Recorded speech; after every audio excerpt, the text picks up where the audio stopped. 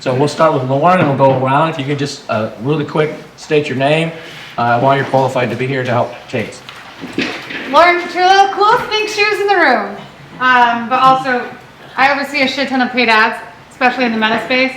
I know more than meta ads than arguably anyone in the room. And I don't have Mark Zuckerberg's number, but I got his sister's. And she graduated from Harvard, so Mark. And you were like third in line to be something at Disney, right? 4 accidents away from being the CEO of Disney. Oh, wow. One guy was 83, so it was like 3 accidents in a flash. Oh my God. You flashed them? I mean, I could have. Anyways, I never worked with the CEO of Disney, but all of his direct reports I had projects with. Tiffany? Okay, do I stand? You don't have to. scared. You don't have to stand. Okay. Stand on the chair. I should. I'm short. Okay. Tiffany Ivanovsky, and I think that I'm here because I love TikTok. I love storytelling. I love building community. I personally, for myself, my own brand, my own product, sold $40 million in TikTok in the last 2.5 years. And I do a ton of live selling. So it's all live selling, kind of like QVC style in my own app and Facebook. And I have 5 daughters. I don't know if that's also why. You're God's favorite. I mean, I have 2 boys. She was 7, but I'm wondering if the 5 daughters maybe was, I don't know why, but that might have fit in. I'm not sure. So. And she was featured on a documentary too, right? Oh gosh, we don't need to talk about that. Okay. Yeah. I'll post it after this. Oh God, please don't. We'll talk about that later.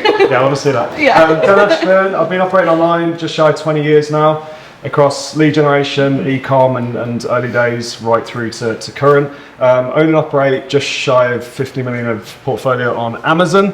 We're into multiple 7 figures on TikTok. Have a team of 150. We're a community of 700 sellers, and we drive kind of all the latest strategy and test everything all on our own money first before we roll it out. We got as big as 250 and then kind of with streamlining kind of pulled that down. Really excited about the shifts in e-com right now between social commerce, AI shopping, and the way in which the kind of consumer journey is shifting.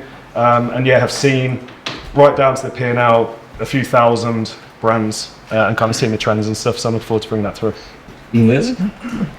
My name's Hurricane Liz. That's what I go by. But now, lately, I've been more tropical depression Liz. I'm very chilled out now, but also very serious.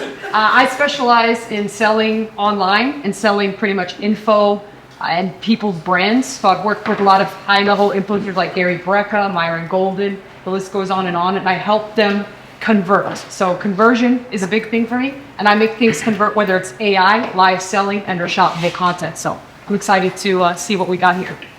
Doug? Doug Harding. I specialize in retail. We have a team of about a dozen sales reps that work from accounts from Costco to Publix to Vitamin World to the cosmetic companies, and we've been doing it for 12 years. We're going to do about 100 million this year, and it's just because we have a great team of sales reps like this one right here. Paul? Hi, I'm Paul Raffleson. I don't know why I'm here. I'm a lawyer.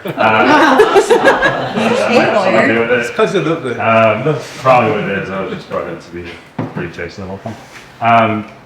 I do e-commerce law. We're kind of like the first law firm to pioneer e-commerce. We do kind of the everything store, bridge economy, anything an e-commerce company could ever need. We help you get through it, whether it's intellectual property, whether it's selling your business or growing your business. We've helped sell over $1 billion in companies the last couple of years. And then also under a health agency that just exclusively helps people get through the trials and tribulations of dealing with Amazon. And yeah, so nice to meet you. Thank you. All right, I'm Jay Menarvik. I guess one reason I'm here is because we've got 5 kids, 4 of whom are daughters. And so the product resonates. In fact, I even love it. So my background in e-commerce since 2001 has been building our brands that we own. We still own some, but I've done in the M&A space quite a bit. Helped with Thrasio in the early years. So we helped build the important advisors and served on that. So that was quite fun. And then now work on business management systems and helping create value in awesome companies like Kate's. Hopefully. Awesome. Hey guys, I'm James Friel. I have experience building teams. Specifically, I've worked with startups all the way to multi-billion-dollar corporations and helping people scale and structure for growth. I'm a serial entrepreneur, but on the side, I consult people. I've got about 25,000 hours of actually in practice helping people build and scale. And so hopefully I think I'm here to help you figure out how to delegate and build the right systems and get out of your own way so you have that 9-figure target. That sounds great. One of the things James didn't say is he also makes this game called 57 Hats, which explain the game real quick, just to them what it is. So we took one of the frameworks that I've used to help founders figure out how to structure their teams and kind of get out of their own way and know who to hire and when. It was a framework that I've used for about 10 years, and we decided to gamify it into our own physical product, and we actually launched in April physical product and sold about 2,500 units so far as a front end to all of our service-based businesses. And he's brought some over here, so during the break, he has, what, about a dozen or so? Yeah, I got about a dozen. One is reserved for Kate, the other one's reserved for Becky because they're the hot seat people with me, and then there's some left, so whoever wants one can have one. So that's my gift to the group. So during the break, just see how many, I'll pass it out. Josh? Yeah, my name is Josh Hadley. I am the owner of an e-commerce brand, 8-figure e-commerce brand. We do a lot of early childhood educational products, primarily selling on TikTok Shop, Shopify, and Amazon has been our longest sales channel. And then also the host of the Ecom Breakthrough podcast. So that's where I share kind of our path, what we're doing to grow to 9 figures and beyond. First, yeah, Scott Dietz, as you know. I've started up Northbound Group. We're an investment banking firm, specific to e-commerce. I think I'm here because of 3 reasons. We help people form mergers when they're starting up their companies, and if they do it wrong, we help them divest their mergers, and that's not as fun. We help people with how do you finance a company that's in hyper-growth mode, which this company is going into, and then we do large-scale exits once you achieve your goals. So I think I'm here. All right. Kate, why are you here and what's your story? Where are you hoping to get out of this? They just took me out of the back of the trunk and took the bag off my head, so I don't know why I'm here. I made a QR code, so I brought a costume for the Gatsby party, and I just wanted to know who else is going to wear something so that I don't look like an idiot. So if you guys can scan that and take my poll, that would be great. It's right here on the screen. That would be great. I have an extra dress if anybody wants to borrow that. So the important. Do you really? Oh my god, it looks so funny. Okay, so I'm Kate. My full name is Caitlin. My family is mainly the group that calls me by my full name, but call me whatever you want. This all started, I used to work for a company called Incrementum Digital as the vice president of marketing and a minority partner. They just gave me a microphone and set me on my way at trade shows like this one. And I was just trying to think about where to start the story from. And I distinctly remember this moment talking to Sean Riley, where he was making poop jokes on the trade show floor, just being himself. And I was so inspired by that. And so I spent about 4 years as vice president of marketing there. Before that, I was a Amazon advertising specialist at a place. Anybody heard of NetRush? Mm-hmm. Okay, sweet. Worked my way up there. My degree is in digital marketing, but that was only because I tried nursing and I dropped out. It was way too hard. And let's see what else. I think I have this organized on my slides here. Do you want me to just go into like all of the slides now? Just go quickly? Okay. Just to kind of... Okay, no, I've got a slide for that. Okay. So I wanted to kind of give you guys an idea of where my strengths and weaknesses would be as we go through my numbers and branding and the problems we're trying to solve here today. So I'm a 7-wing 8, which means that I'm here for the vibe. I'm having fun. That's one of the, I don't know, are you guys familiar with the Enneagram? Yeah. Okay, sweet. That's my favorite personality test. This is my personal SWOT. I have a 6-year-old daughter, and I ever since then have felt like I could do absolutely anything I set my mind to, and this is the result. So I have a daughter. I'm a hippie. My superpower is in articulating complex ideas visually and verbally. I love to read. I love the EOS framework. That's my favorite operating system. It is also coincidentally the only one that I know because this is my first entrepreneurial venture. Let's see. My biggest weakness is my abdominal cavity. So that's where this business started. Are you guys familiar with endometriosis? Wait, okay. Let's pretend people are lying. That just brought the mood down. Tell them what it is. The people don't know. I have a slide for it. Oh, do you? Yeah, don't worry. I'll get to that, Kevin. Okay, so I am here because I would love to try my luck at a 9-figure exit. I read about it in business school. I think that it would be a really cool accomplishment, but I have more reasons here I'll explain. But I was at this event last year. I actually won a ticket at one of Kevin's costume parties, and I just happened to get one of the, what did we call it? It wasn't a full hot seat. Improv hot seat. It was like a 20-minute. Yeah, and it was just so, it was so cool to get some of that feedback, and sort of, it was really just reassurance so early on in Reb's journey. And so I came back, and I'm hoping for some more actionable advice from some of the smartest people in the industry. So let's see. I don't know if we're not gonna have time to go through all this, are we? They'll ask a bunch of questions. Okay, sweet. Okay, so data. A quarter of the world menstruates, so that's a lot of people. Most people menstruating rate their pain very highly. So this pain point is one of the easiest ones to market because it's so obvious. 40% of those people that are menstruating are using a heating pad. And when I, as someone who has a period, walks into that aisle, those heating pads are rectangular and they're either king size or emperor size. And I used to go through those heating pads like water. And I know so many of my friends who did the same. This was really frustrating for me just as the customer. So there are 3 main diseases that cause super fucking painful periods. The first one is PCOS, where your ovaries are literally exploding inside of your body every single month. It's horrible.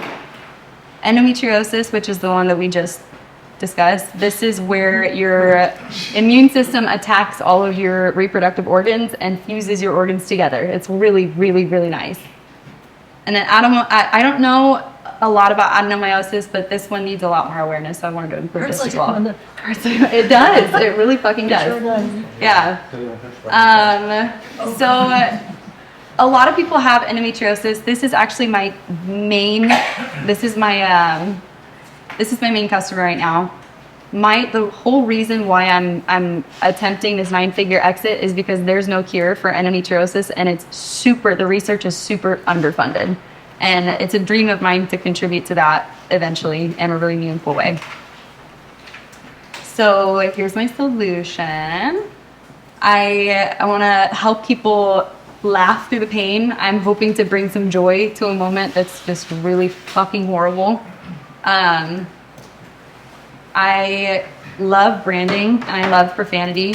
I also really love product development. That's been one of my favorite things about doing this. And part of the reason why I decided to open this up to everybody is because this category is so underdeveloped, and I know that competition is not always the best thing for a business, but if someone else steals my idea and serves more of this market and more people have relief from this pain, like, that's a win for me. This is a horrible experience. I don't know if any of you guys have ever had a uterus before, but it really sucks. Yeah, happy birthday. Yeah, with you, bro.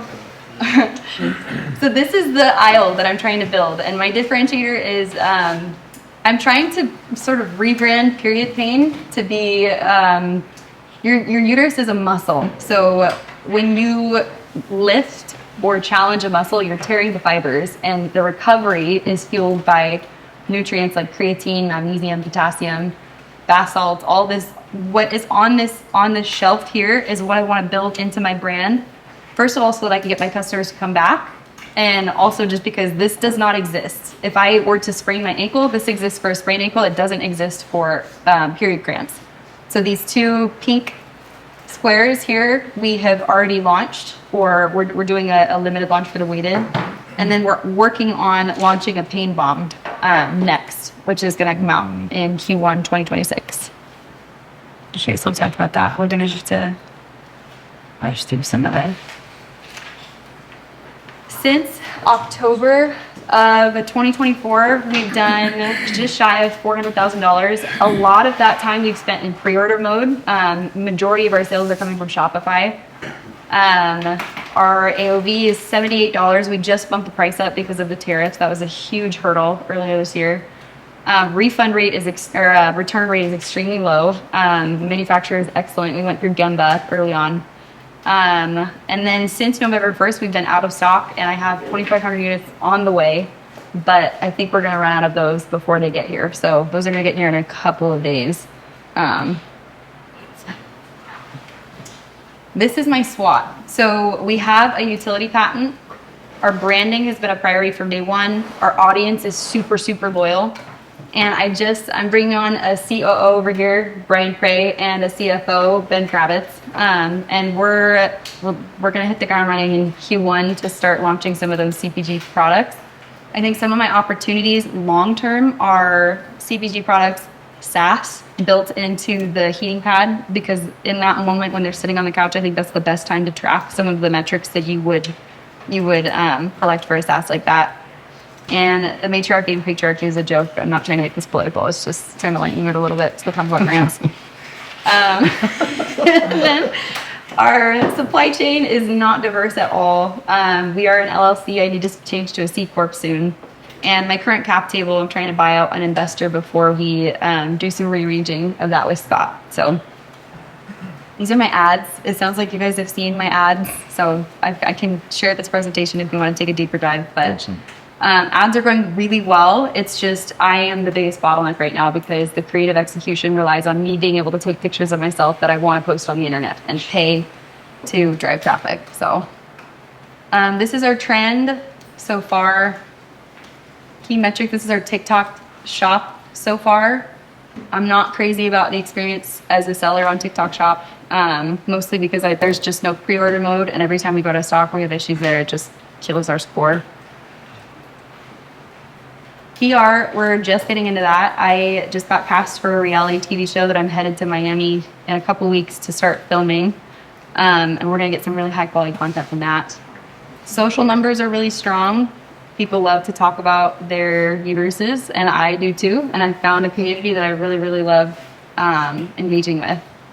So my biggest priorities for this discussion, we don't have a plan for Black Friday. And it's next week. I would love, this is the first time ever I've been the dumbest person in the room, ever. And I would love to get your guys's, if you were in my shoes, what are the next 3 things that you would do walking away from the show?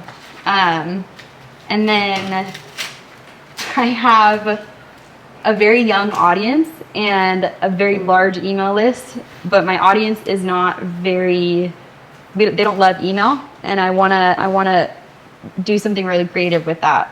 And then one of the things that was really important to me early on was partnering with charities on the patches of the product and donating at least 10% of profits to charities that create some synergy with my business. So I'd love to talk about that and what ideas you guys have, maybe some connections you guys have for that. And then yeah, and then we can talk about the roadmap as we go, but that's it. That's it. It is hot in here. Oh my God. Great job. Good job. Good job. All right, we have 10 people here, so we're going to keep this strictly at 5 minutes. So I'll cut you off. I'll give you a 1-minute warning. So if you're talking, you're like, do I have time? Just look, and I'll say 1 minute. Otherwise, we'll be here a really long time. All right, first up, let's go with Lauren. Okay. Awesome that I'm gonna fly through some. Can I defer and do 2 minutes and then come back to it? I can go somewhere else if you want. Yeah. I'll ask a kid that I have most I'll go with Lois. No, it's not. Let's keep it. Oh, no, start with someone else. I'll go with Josh. Oh man, you're putting me on the spot right now. I was waiting around. Okay, first question. Why are we not on Amazon? I'm waiting for more branded search traffic, cash constraints, not enough inventory. We're already selling out on D2C. It just hasn't made sense yet. We just started in October 2024, so it hasn't been possible yet. Okay. And our price point is much higher than the category average on Amazon. Okay, so there's already existing solutions on Amazon, but yet yours is very unique and different, Very, right? yeah. So like, would you say you do have competition on Amazon, or it's like, are they complementary products, substitutes? What would you say? There is one, the first manufacturer that I went with, actually took the idea and put a listing up on Amazon. So there is one alternative that's shaped like a diaper right now, but soon that will be illegal and then we can take them down. But other than that, everything's rectangular, or it's just the heat is delivered to one side of the body. So it's not necessarily a direct competitor. That answers your question. Yeah. What does your team structure look like then? Until 2 weeks ago, it was just me and an EA. And then a couple high schoolers that were super willing to help me pack orders. So. And you're fulfilling just out of the warehouse? My garage, yeah. In Oregon? Yeah. Garage. We did just move into a warehouse to order for content, which has been a godsend. It's been really fun. So. What are your ads that are driving, like a 3 ROAS is great right out of the gate. So are they mainly like just you talking about the product? Is it founder-led content, statics, UGC? It's usually anything with a hook that includes the word endometriosis, which is tricky because we can't necessarily mention that we cure or even support the disease. But if an affiliate mentions it and shows the product in the first couple seconds, it does really well. But most of our content that has performed or driven sales is founder-led. Okay. You're doing that yourself. And then what's driving the success on TikTok Shop? Are you working with creators there, or is that, again, all just from your own content? It's all from our content. And then we did have, we did incentivize creators at one point, and a few of those videos popped off. But we have not had to do any outreach to get creators to work with us. They're coming to us. Okay. And I'm the bottleneck there as well. So it sounds like, you've been off to the races very quickly. You have big goals. Why don't you have more inventory? Is it just a cash flow? I have $17 in my checking account, so I'm broke. I don't have cash. Is very I'm learning the cash flow. That's a joke. I have more than $17 in my checking account. Everybody was about to start Jesus, every month cash $10. You'll walk out of here with $170.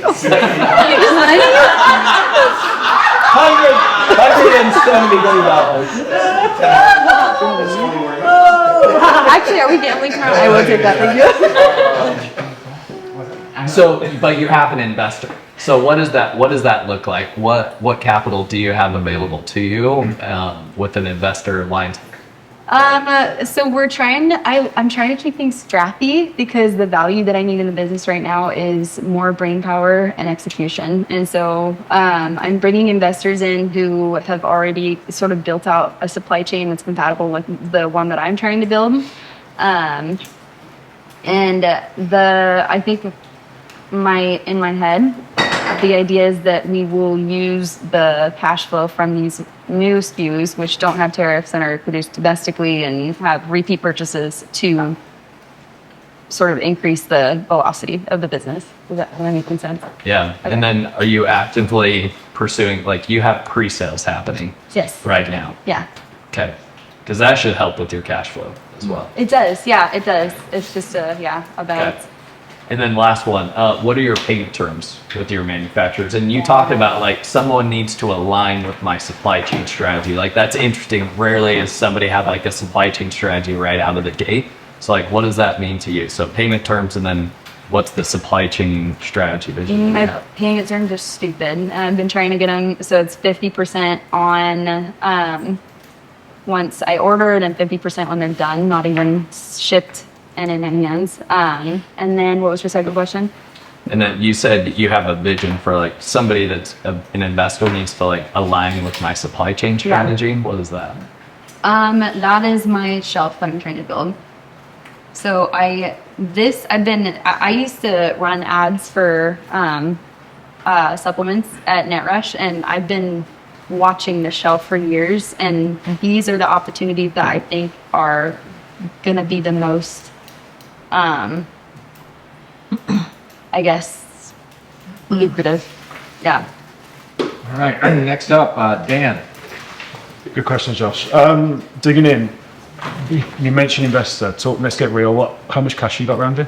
What capital have you got to back this? How much liquid right now? Well, how much these investors? What are they committed? What are the terms? Investors, they're right there. They can Yeah, no, actually, that's why I'm not talking to them. No, we're fine. Yeah, so how much cash has been committed and how much capital is behind the business? They are bringing in 50K. We have 20,000 right now, 21,000 in cash, and then so I mean that's what we're working out with Scott right now. Okay, and what are these guys adding to the business?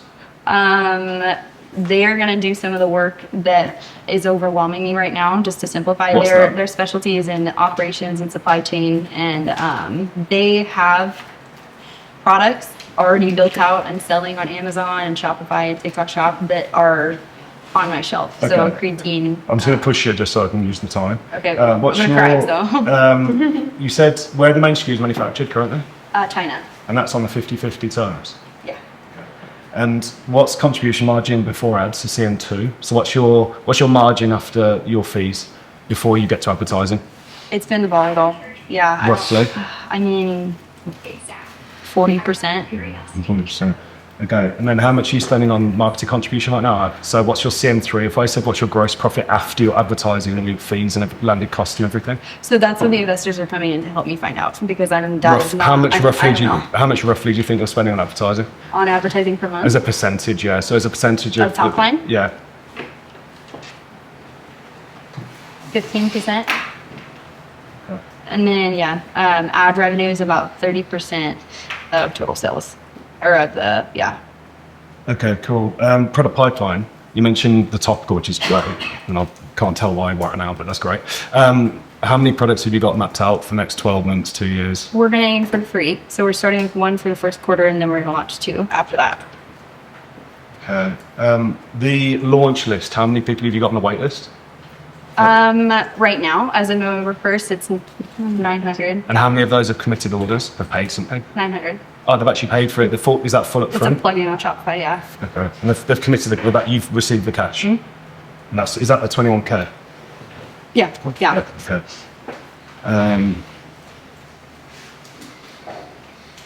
I think that's it for now. All right. Come to Jamie. All right. We've talked for countless hours, so I'll give you a break and maybe. One question is on differentiation. So you're thinking about long-term differentiation now in different ways. And how are you thinking about differentiation and how you're adding it to the business over time? There is a lot of taboo around the conversation around the topic. And I think that's why I say I want to rebrand Period Pain, because I want to differentiate as a physiological solution for the uterus. So I want to be athletic recovery for the uterus. Okay. And you've talked about patenting. How strong do you feel that patent can be? Bulletproof.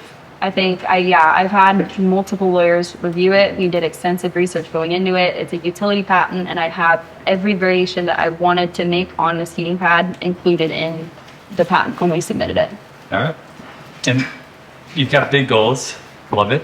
How do you think about a fallback if you can't hit those? Or is it grand slam or nothing? Or do you have some type of double approach in mind?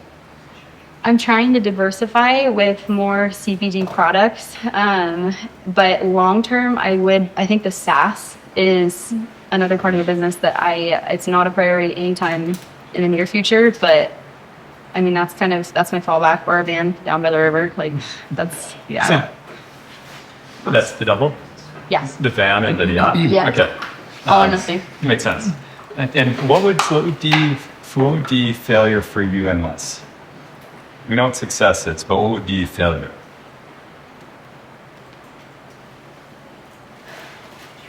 I'm not learning anything. Awesome. All right. Thanks. All right. Next up, Doug. Love the presentation. Why Reb Relief? Relief for everybody, and then we had to put relief because the graphic designer said it looked nicer. And next in our brand evolution, I'm being dead serious, next in our brand evolution is going to be just Reb, because it's relief for everybody, and I'm trying to make it into something that is accessible and fits everybody. Got it. What's your cost of goods? What is 27. 27? And what's your MSRP compared to your SRP right now compared to non-weighted competitor? Like top- a rectangular. Yeah. They're about $25, maybe 40 on the higher end, and then we're 99 after the tariffs. We were originally 69, which I thought was going to be funny, and then the tariffs hit. So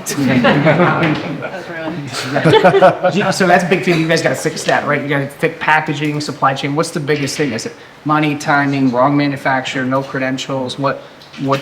All. it's the amount of time that I'm spending in analysis paralysis because I'm so overwhelmed by the amount that I'm taking in as a first-time entrepreneur. So I'm really good at the team, but terrible at math. And I hate the P&L. I hate getting into the numbers. I love doing the creative side and creating content and doing all that. So You had a question about Black Friday, right? What to do for Black Friday? I have a very unpopular opinion. nothing. Absolutely. Right. No suggestions right now. Oh, yeah, that's right. That's definitive. I wanna talk about that, yeah. Yes, not yet, that's right. Let's see, what was the other question? So you went for an investors, you see yourself looking for more investors, or why not work with distributors just that'll factor or handle the POs for you? Because that's a boy job. I don't know. I'm tired. I like it. Just something you haven't looked at yet. No, it's just I'm following my gut, and I think these investors are going to take a lot off my plate, and I think they're right behind you. So, yeah, More investors, yeah. No, yeah, and it's just that there was just a lot of alignment, and I am desperate for some support right now. So yeah. And the biggest key play, the biggest role that you need after having your new CFO and COO come on is where? the biggest play. The biggest role player that you would need on your team after bringing these two gentlemen on. What would be the next thing that you're looking for to help you expand, right? That way you can go do what you want to do next. What do you want taken off your plate? I mean, once they take over ops and finance, I think You want to laundry. I don't know. I don't know. Yeah, that's a good question. I don't have an answer. Yeah, just wondering, you want to be the brand. I do. want to be I the brand? love doing that. I Yeah. love doing content. I love public speaking. I'm trying to practice. So I think yeah. you're doing great. All right, no more questions, Jeff. Okay. All right, James. And Doug stole a lot of my questions. Well done. You may have said this. What is your CAC right now? Acquisition cost? 23. 23. And that's just Meta? Or that's, yeah, okay. What sort of terms do you have lined up with the new CFO and COO? Well, you said they're contributing Specifically? capital and time, but Scott, what terms do we have lined up with the investors? I don't remember. We're still working those out. Yeah. Okay. Performance based, some are performance based, and these guys are going to be full time or part time, or eventually full time. but they're not Right. at the moment. Not this deal is happening right now. Like that's why we're all here. So it's Okay. still in the works. We're still like ironing out some of the details, but why? I'm just asking questions right now. I'm not allowed to. It's give- confidential. So. Well, I think that's important. What kind of referral business do you have from people who have purchased the product and been like, oh my god, I found it saying you need it too? That's on my roadmap for the next 2 months is to build a landing page and a gamified program for affiliates. Yeah, Okay, but even just like one-off referrals and like just nothing. you Yeah. don't really have a way of tracking that. Or you're talking about not even influencers, just customer Yeah, refers. I like don't you have like any. it and tell Lauren she should have it. Okay. No. Nothing. Okay. Yeah. And you said things that you want to stay focused on are really on the creative, the content, the brand, the vision. I'd like to be primarily responsible for driving traffic and optimizing conversion. I like being on the brand side. Yeah.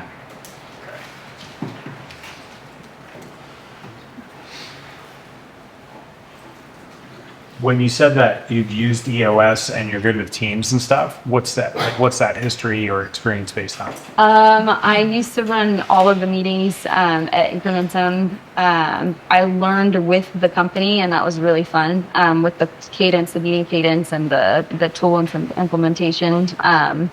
Ran all of our leadership meetings on a weekly basis, and I'm Instagram friends with our coach. Like, what do you mean specifically? No, I was just curious, like when you'd applied those things and when you used them before. Because you said this is your first entrepreneurial venture and it's just you. So I'm like, you don't need EOS just for you. So No. like, where was it used?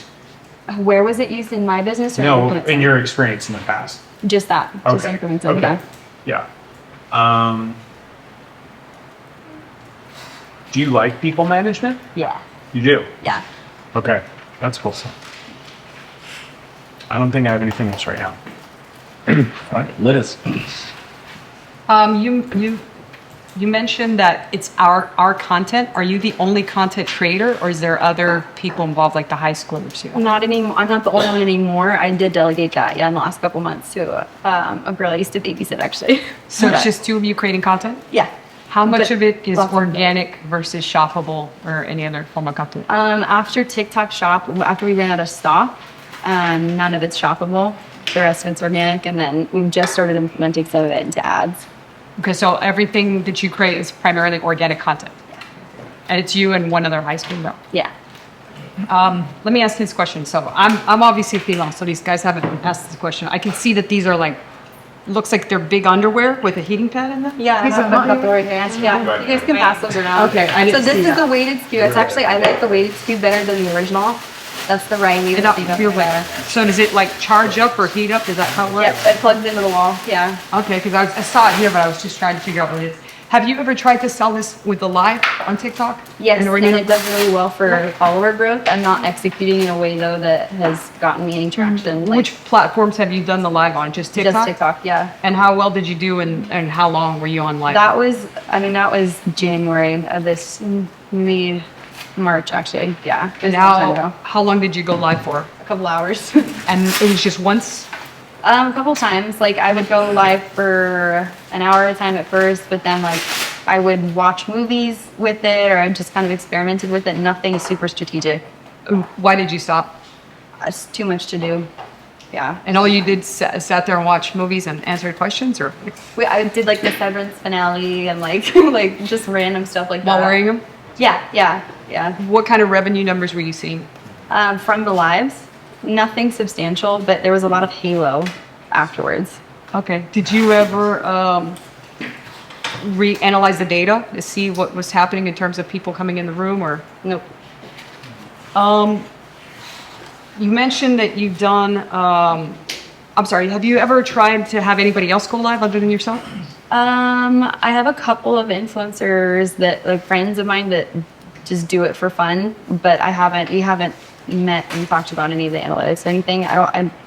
Not really. Have you ever seen any kind of traction from the Latin market? That's what they're here to hold with. Yeah. Okay. Yeah. We're gonna test it. Okay. Are you opposed to doing any type of AI content? Perhaps organically, bit. or you're Yeah. a little opposed? A little bit. Yeah. I think it's a little inauthentic to the hippie brand. I don't know, but it depends on what you mean by that. How about if it's from a source that doesn't seem to be within your company? That's fine. Yeah, like a. I know what you mean. Yeah. Yeah. It's like it looks like a third-party source. Like, Just like a super fan kind of. okay. Do you, other than the one person, are you opposed to getting another person or some more people on staff for content creation? Not at all. Not opposed at all. Yeah. Where's your home base in general? Oregon. Oregon. Do you know what the usual wage is over in Oregon? $15.05 for a minute. Is that minimum wage? Yeah. It's pretty high. It's not Texas. I know, you don't have to rub it in my face. When you mentioned about emails that they haven't worked out too well, how big is your list? 9,000. 9,000? And what type of emails do you send out? Are they personality based, off of perhaps your struggles, or are they just very generic? Hey, we've got a sale, buy this now. We've tried a couple different things that were not super intentional or authentic. Recently, I sent 50% one out directly for me. I'd like to turn it into more of a blog, but we do all the standard, just like, here's your order, we're doing a sale. So nothing really personality based, quite. Nothing. That's what I want to be able to lean into once I delegate. That's 1 minute. And this particular thing, do you have many different styles? Because like this is right now like hippie vomit, right? Yeah, so the whole inspiration, that's named after my daughter. And then the other one is named after my aunt who passed away. But the next few iterations, I want to make them more specific to like women in history who did things, hard things with cramps, like Rosa Parks or if you go on our feed, I have my top 10 next iteration. So you're planning different styles. Yes, but I don't want to have too many SKUs this early on, so I've limited it to just the 2. And last question, how much time approximately did you spend into your TikTok shop in general? Versus How much time? Yeah, time. You personally. On the back end, like operationally? Or content wise, like how much time did you spend in content general? wise? A week. 10 hours. Okay. All right, I'm good. All right, Tiffany. Do you need another investor? Not at the moment. Not at the moment. I think you guys have all asked like pretty much every question I had on here, but how much more product do we have coming in? When is it going to be here? Yeah, so I have 2,500 units that are going to be here on the 27th, and then 2,500 units that I haven't gotten a date for, but they were all ordered, so that's why I'm trying to get my old investors out. It's because the cash injection was delayed. Can you get this faster? Like, is it? I can give you their phone number. I mean, like are you able to speed up and get more coming in?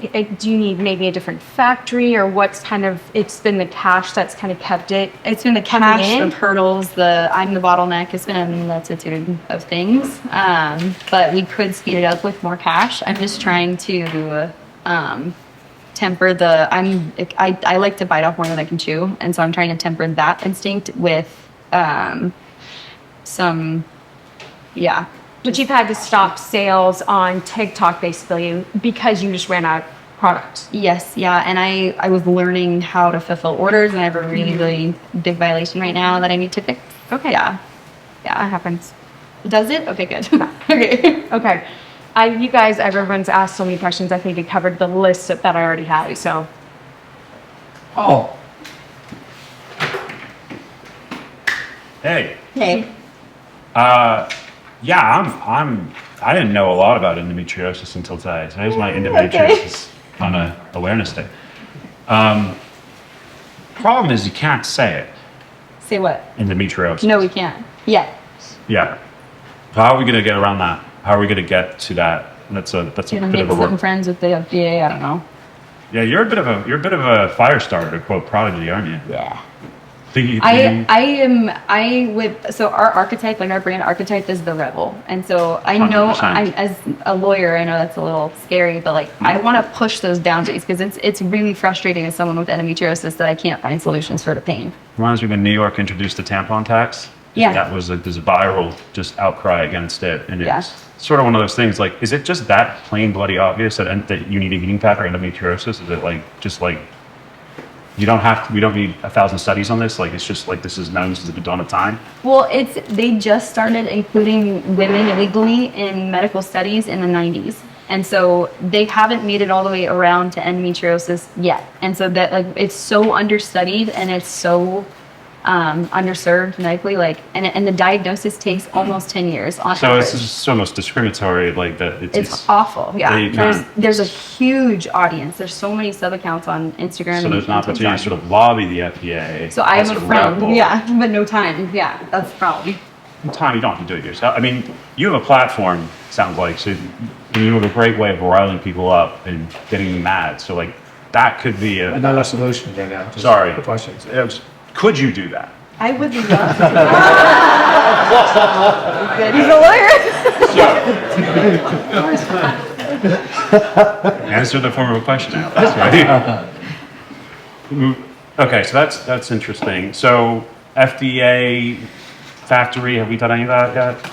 FDA factory. I Step- think so. For That was a long registration? time ago. You gotta Yeah. get a registration. Early on, Gemba helped me with that. I Okay. don't know the specifics of it. I think your as well as I 510, should. but you're 510K exempt, but I don't think you have a, We are a class 1 medical device. okay. Yeah, So you so- have but it's that. unprecedented. So nobody's. I need a compliance specialist, but it's been too expensive to get it done. Okay, we'll see what we can do there. But we'll talk about that later. Okay. Taxes. Why did you mention taxes? So I just don't understand how they work. don't worry about it. They overwhelm you. It's fine. We'll worry about taxes. So you kind of have to make money to have a tax problem. Like No, especially we in this- do. Like I got. Yeah. No, it's been. It's just overwhelming. Okay. And Oregon has a really high tax rate, and so I'm trying to. Oregon has a state income tax. Yeah. So you got to move. Florida. I can't. Yeah. I wish I could. No, I yeah. get it. Hold on. Can you wash the cover? I have. The manufacturer told me not to tell people that they can. Okay. You can, though. I would love to eventually have a washable cover, but that's just like because we're trying to launch so quickly, wasn't really possible. But you can wash it if you unplug it and dry it all the way. Yeah.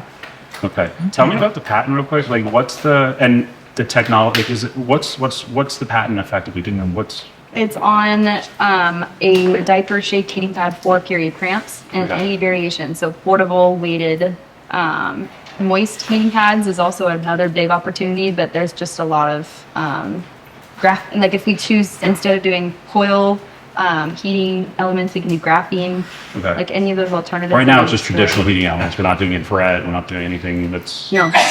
so that falls in. And what about the patent? Can you just the patent claim is so it's a diaper shaped that various support type claims and yada yada. It heats all areas, like 360. Okay. Yeah. Very cool. Have you seen anyone selling stuff that have you seen anyone copying you? Just the manufacturer they're ripping off. Okay.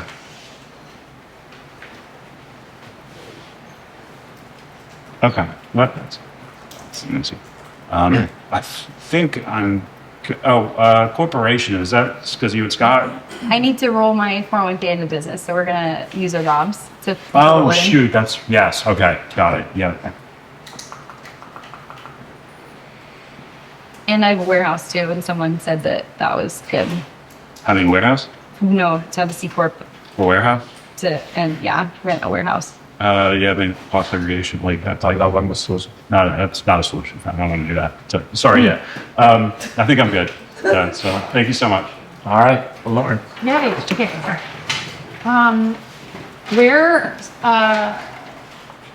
Where are your customers? Worldwide, that's a big bottleneck right now. Is I'm getting orders from Canada, Germany, Australia. How many of your orders are outside the United States? What percentage? Maybe 2%. 2%? Yeah, but on and off because we've been experimenting with the feature in Shopify. Yeah. Okay. So when you say you have a lot of orders in Canada, like under 100, over 100? Over 100, but lots of comments on social media asking if we can allowed, in different areas as well. Okay, who is your customer? What's the big age and demographic of the name? 75 years old, aren't they ill? Lonely. Okay. Yeah. Like 25, around 25 or under 25? Like, Around who's 25. buying it? Is it them or Those people, for them? and they post about it a lot. Yeah. They're buying for themselves. Yeah. You said that 30% of your sales come from paid ads. How much comes from emails, from affiliates, or other channels? Negligible. Not enough.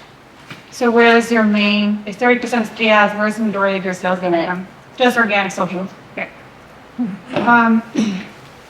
Realistically, how much energy do you want to put, like actually plan to invest into your SaaS product in the next 12 months?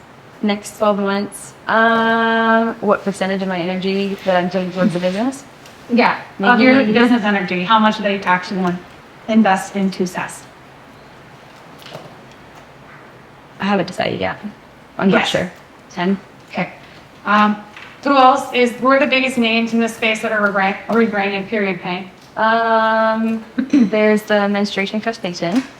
And then there's this new trend with pain relieving suppositories.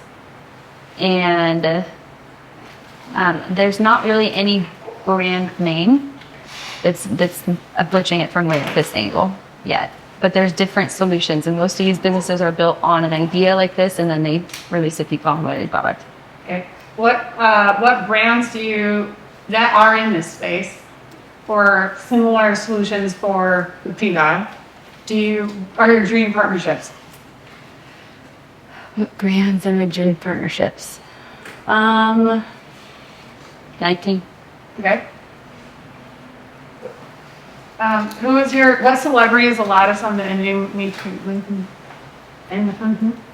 Who's the loudest celebrity in endometriosis? Robert Irwin. Robert Irwin. Yeah. A Do you have his phone number? Robert Irwin, a man, is the loudest on this. Because his sister has it. Okay, Yeah. his sister. Yeah. What's the violation that you referenced earlier? We late shipping violations. All right. How much do you believe that the scarcity of your product actually leans into your demand and your wait list? A lot. Heavily. Is like where do you see that scarcity and the wait list is going to be continued products, so you're constantly going to be launching with a wait list? Because of the platform that we have and the following that we have, I think we're able to use that strategically going forward. And you're like always to have launch periods. Yeah, I like the hype, like building hype that I've mentioned. Yeah. How can the product be worn? Do you have to be plugged into the wall to wear it? Right now, yeah, this version. Okay. How many customers have rebought? About 2 or 3%. Okay. Not a lot of return, but not a lot of repeat purchases, but not a lot of returns either. Okay. You like being in the brand, you want to stay apart. What stages do you want to be on, and what conferences around endometriosis do you want to be a part of? Where do you want to be seen? Any of them. I love attention. Okay. So there's no dream list of where you want to associate your brand? No, I just love talking. Okay. 30 seconds. 30 seconds. What's the scariest thing you're facing right now? What scares the shit out of you? The horrors, I don't know. I mean, just the overwhelm, the overwhelm and the analysis paralysis killing the business, I think, and missing the opportunity or missing a boat. Okay. And then who is your dream influencer? Who do you want to represent your brand? Who do you want to be sharing this from the ceiling? Brittany Grosky. Who is she?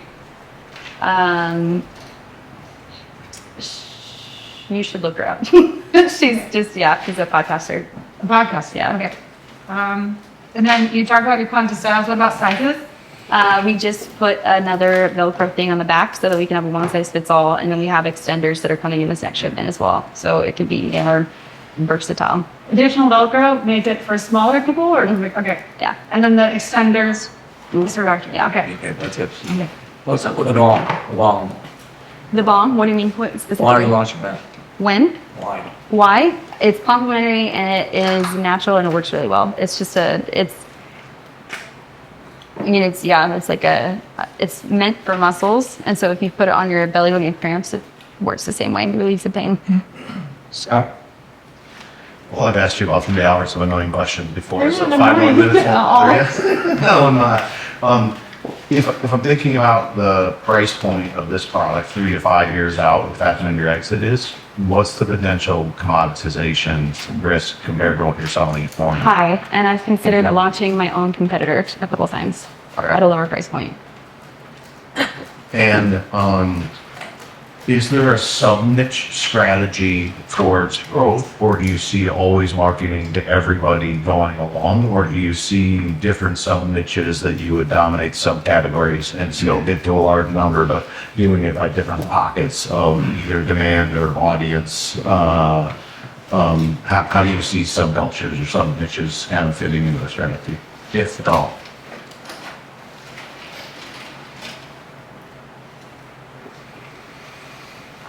I don't think, the pain point is so underserved that I don't think that I have clarity on those subniches yet. Okay. In terms of let's get down to the next group here. In terms of the current people in the price point, how price inelastic are they right now? versus how much are you getting feedback in social media that I like it, the price is high? Hardly any, and every time we bump it, we watch the conversion rate really closely, and it doesn't. They're fucking fudged. And yeah, we've had to bump it up a couple times. If I was to ask about where's the future subscription revenue strategy, not the SaaS, is there a subscription revenue strategy on the CPG side of the company that you see? For sure. Okay, and when do you think that comes online and kind of point to maybe the top couple products that you think that the subscription? 2027, and I think the disposable heating pads, stick-on heating pads would be one of the major ones, and then bombs, suppositories. Yeah.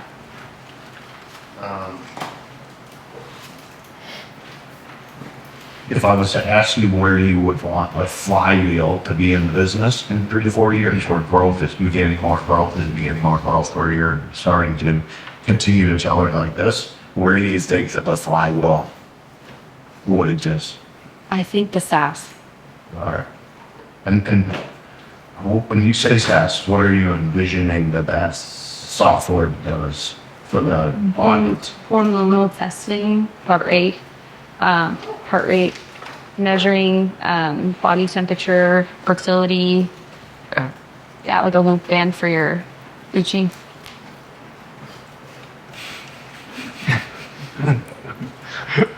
First time since that.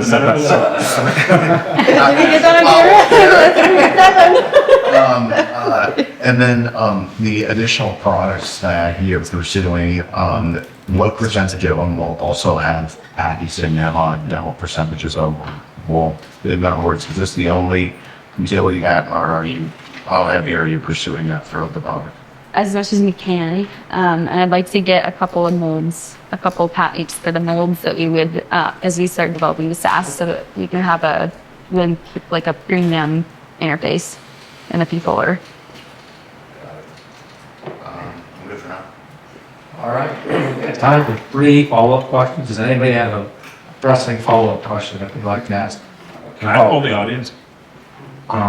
Sure. How many people in this room would invest some amount of money into this product right now? And probably think the cave is just a kick-ass leader. It's not a great answer. Oh my God, yes. I think we'll stand up for that one. That'd be great. I just want you to see that for later. Okay. Thank you. Thank you, audience. I'm going to eat it, but. Anybody else have a pressing question? Kate has done an awesome job, probably inspiration to all of us point in so many ways, building out infrastructure fast. And you're very bold at this and moving fast. So with building a team, being very it is. So the infrastructure, you're trying to get off the list quickly. And you've moved to your own. So my question is, what could take you off course and take you off of growth? We've heard so many good questions about growth tactics. So you've got to build a growth team, you've got to really focus on that. What could take you away from that course? Compliance. Anybody else have a, yes, no? What's your strategy for the home health, senior care, medical expansion? Home health senior care, that is one of my next ventures. This is not for, okay, so menopause is a huge opportunity. I want to serve this market right now, but menopause, I think, is my next niche, I guess, if you're asking about sub niches. And I think that's way bigger of an opportunity than everything. I just can't find the chart. I saw the chart once, I can't find it again. Can I ask this one? Who did the solicit pattern? DLA Pecker. And how broad is it, or how narrow is it? Broad. Do you feel well covered? Yeah. Yeah, I've had a lot of people. You think it's widely defensible? Yeah, why? So that's Okay. Has anyone ever asked to do customs?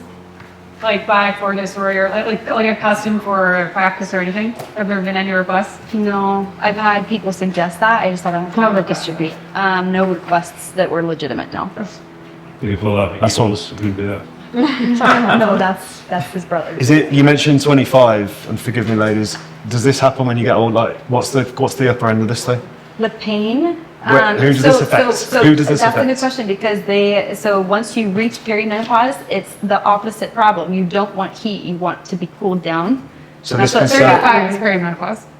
So it's 18 on average to 35, and then there's a separate need from 35 to give me the range.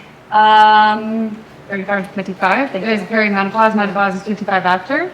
But women start their period as young as 9. Okay, so that's just And that number is it's getting younger and younger right now. that's a, Anybody else have one last question? What you mentioned you guys found the price, but what was the original starting price? 69. Right. Yes,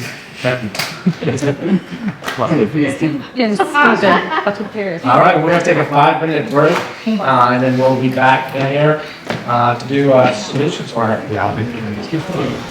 So before we get started, I just gotta ask you, Kate, do we have your permission to be brutally honest with you? And like, even if to tell you what you need to hear, even if it might upset someone, or might upset you, or might be not, or is that okay? Yeah, just be kind.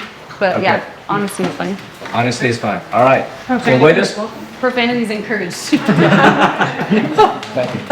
so the way this will work is we're going to go around. You got 5 minutes to give her. Remember, experts. It has to be very technical, very tactical, very specific.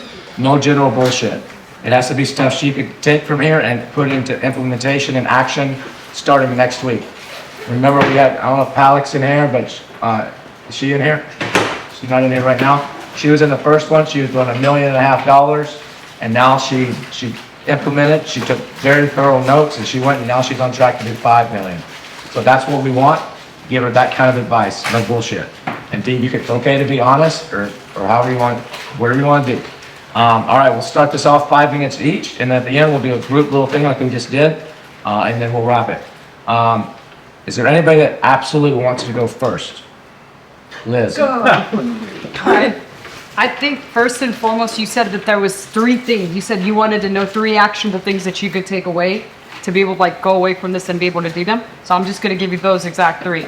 So the first one and the main one is a content creation team, training other people to take that particular thing off of your hands. But specifically, I mean, you live in a place where it's like $15 minimum wage. If you don't want to have to go out there and look for the creators, you got to build them and train them from within. So I think it's just lazy that you haven't done that.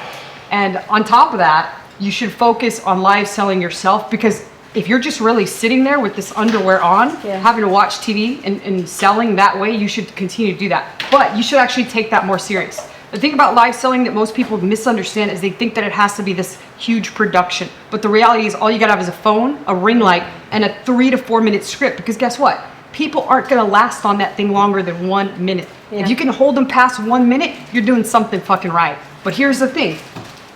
The script is the same thing over and over again. So you literally memorize it once, and then that's all you gotta say. Now, the reason that yours would do really good is because it does fix a major pain point. And the fact that you haven't figured out what you can and cannot say, I'm going to tell you 100%. While I was here, I was texting my rep over at TikTok. There is ways that you can dance around the endometriosis thing. Okay. You don't have to be honest and just say, hey, if you're suffering from endometriosis, you don't have to say any of that. People will already assume what it fixes just by you sitting there and wearing it. So It I just would. pisses me off that that's a thing. You know what I mean? Right, and Yeah. but that's because a lot of people are making claims that it can cure Okay. things. So that's what I would do. Number 1, live selling. Number 2, content creation team. In addition to that, I would start to create AI content. Not from your direct accounts. Don't do your official account. Don't do your marketing account. Do other supplementary accounts. And the thing with those, the way I would do them is I would start with carousel posts. Because if people aren't doing carousel posts right now, those are generating some massive, massive content. Perfect example is if you look at Emily.growths right now on TikTok, that is an actual carousel poster that does carousel posts for their SaaS product. So you can almost do it as a combination thing. So when you create for both that, as well as for fixing this particular, like helping with endometriosis and so forth, you can say a lot more on that because it is a carousel post and it's text-based. The algorithm's not gonna pick it up. And on top of that, they are organic accounts. So if you get penalized and you lose some of those, no big deal. But you get a lot of word out. So that particular account, Emily.growths, focuses on SaaS marketing, but this can be used and it's used across several brands. I'm actually going to show some of that stuff in the smartest tactic or whatever you got tonight, Kevin. But with the carousel posting, the way that you'll go about and do that is people are engaged with carousel posts because they have to scroll over. They physically got to scroll over. So you know what that is, right? Do you know what carousel post? Okay. So with Emily Gross, they were able to take a SaaS, brand new SaaS, and go from 0 to 80K MRR just using carousel posting via TikTok.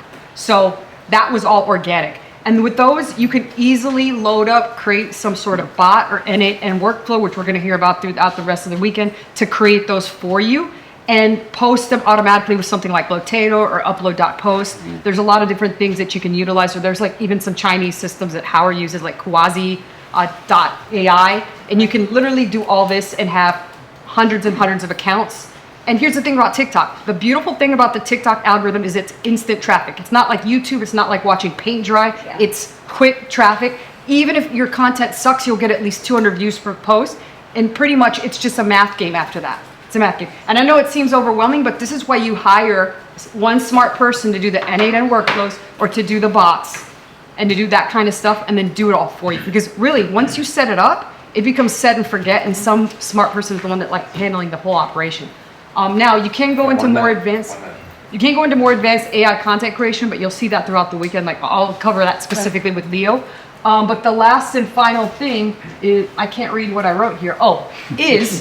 You've got one of the best guys. You're working with Kevin with the personality-based email is your way to go. I sold over $150 million in info products alone on SEO people. SEO, how boring is that? Many of you guys have bought my SEO product. Thank you very much. Y muchas gracias. But I don't know a thing about SEO. I suck at it and it's boring as shit, but people would buy based off of my personality, which I wasn't even the person teaching it. So what does that tell you? You have a problem that is going to solve many females' issues, and it's all based on your personality. You will do a ton of money like that if you just focus on that. Got a 9,000 person list. I'm trying. That's a lot. That's a lot. That's a lot. I agree. No, I do. I know. Yeah, it's literally just time. Yeah. All right, Tammy. Tiffany, let's go. Tiffany, sorry. Okay, no, I'm like, okay. I was like, this is not just relief, like it's rebellion. And I think you have to 100% stay like the face of this and do what you love to do. And that's some of the mistakes I made. And the thing that I was going to talk really quick about really fast is I feel like I see myself however many years ago. And that's the point of what you love to do. Like I love to create content. I don't want to do anything else. Like I don't want to think about anything. I don't know a single thing about taxes. I don't know how much money I make. I don't care. Like I don't care. I just want to make content every day, all day long. And that's what sells a product better than anything. So the 3 things I wish that maybe I'd known, or the 3 things that I think are the most important that you could do right away is 1, have someone clean up after you. And whatever that for 100%, because you're a mile a minute all the time, and the time you spend doing all that stupid shit everywhere is just ridiculous. And 2 of the people that I hired was someone literally at work to help me all the time, manage stuff, buy presents for my kids' friends, get the office staff to everything is supposed to, find the person to clean the warehouse, find that I can't do it all. So I had that. And the second thing I did with clean up after you is I found someone to clean up after me physically at my house, or literally found someone to do my laundry, because I work so much and I love to do it, and I'm not going to stop doing it. But when I'm home, I want to spend time with my family. I don't want to be cleaning. And so that was actually the #1 thing as a mom and someone that's doing this. I'm going to get a little emotional about this, but it was the best thing I ever did. Okay, that no one else understands this. I don't think there's some moms in here. Find someone to do your laundry, clean up after you. The other thing is the financial part. I don't care. I don't care about any of it. I don't care. Someone like, I don't know, they'll be like, you did 10 million this month. They'll be like, that's amazing, good for me. But do I get like the parking spot with my name on it? I don't care. So like find someone, the person that's going to do the financial stuff, because you don't care. The P&L doesn't matter, whatever, but somebody has to decide that or you're screwed. So that's 100% find that person. The other person is the development person.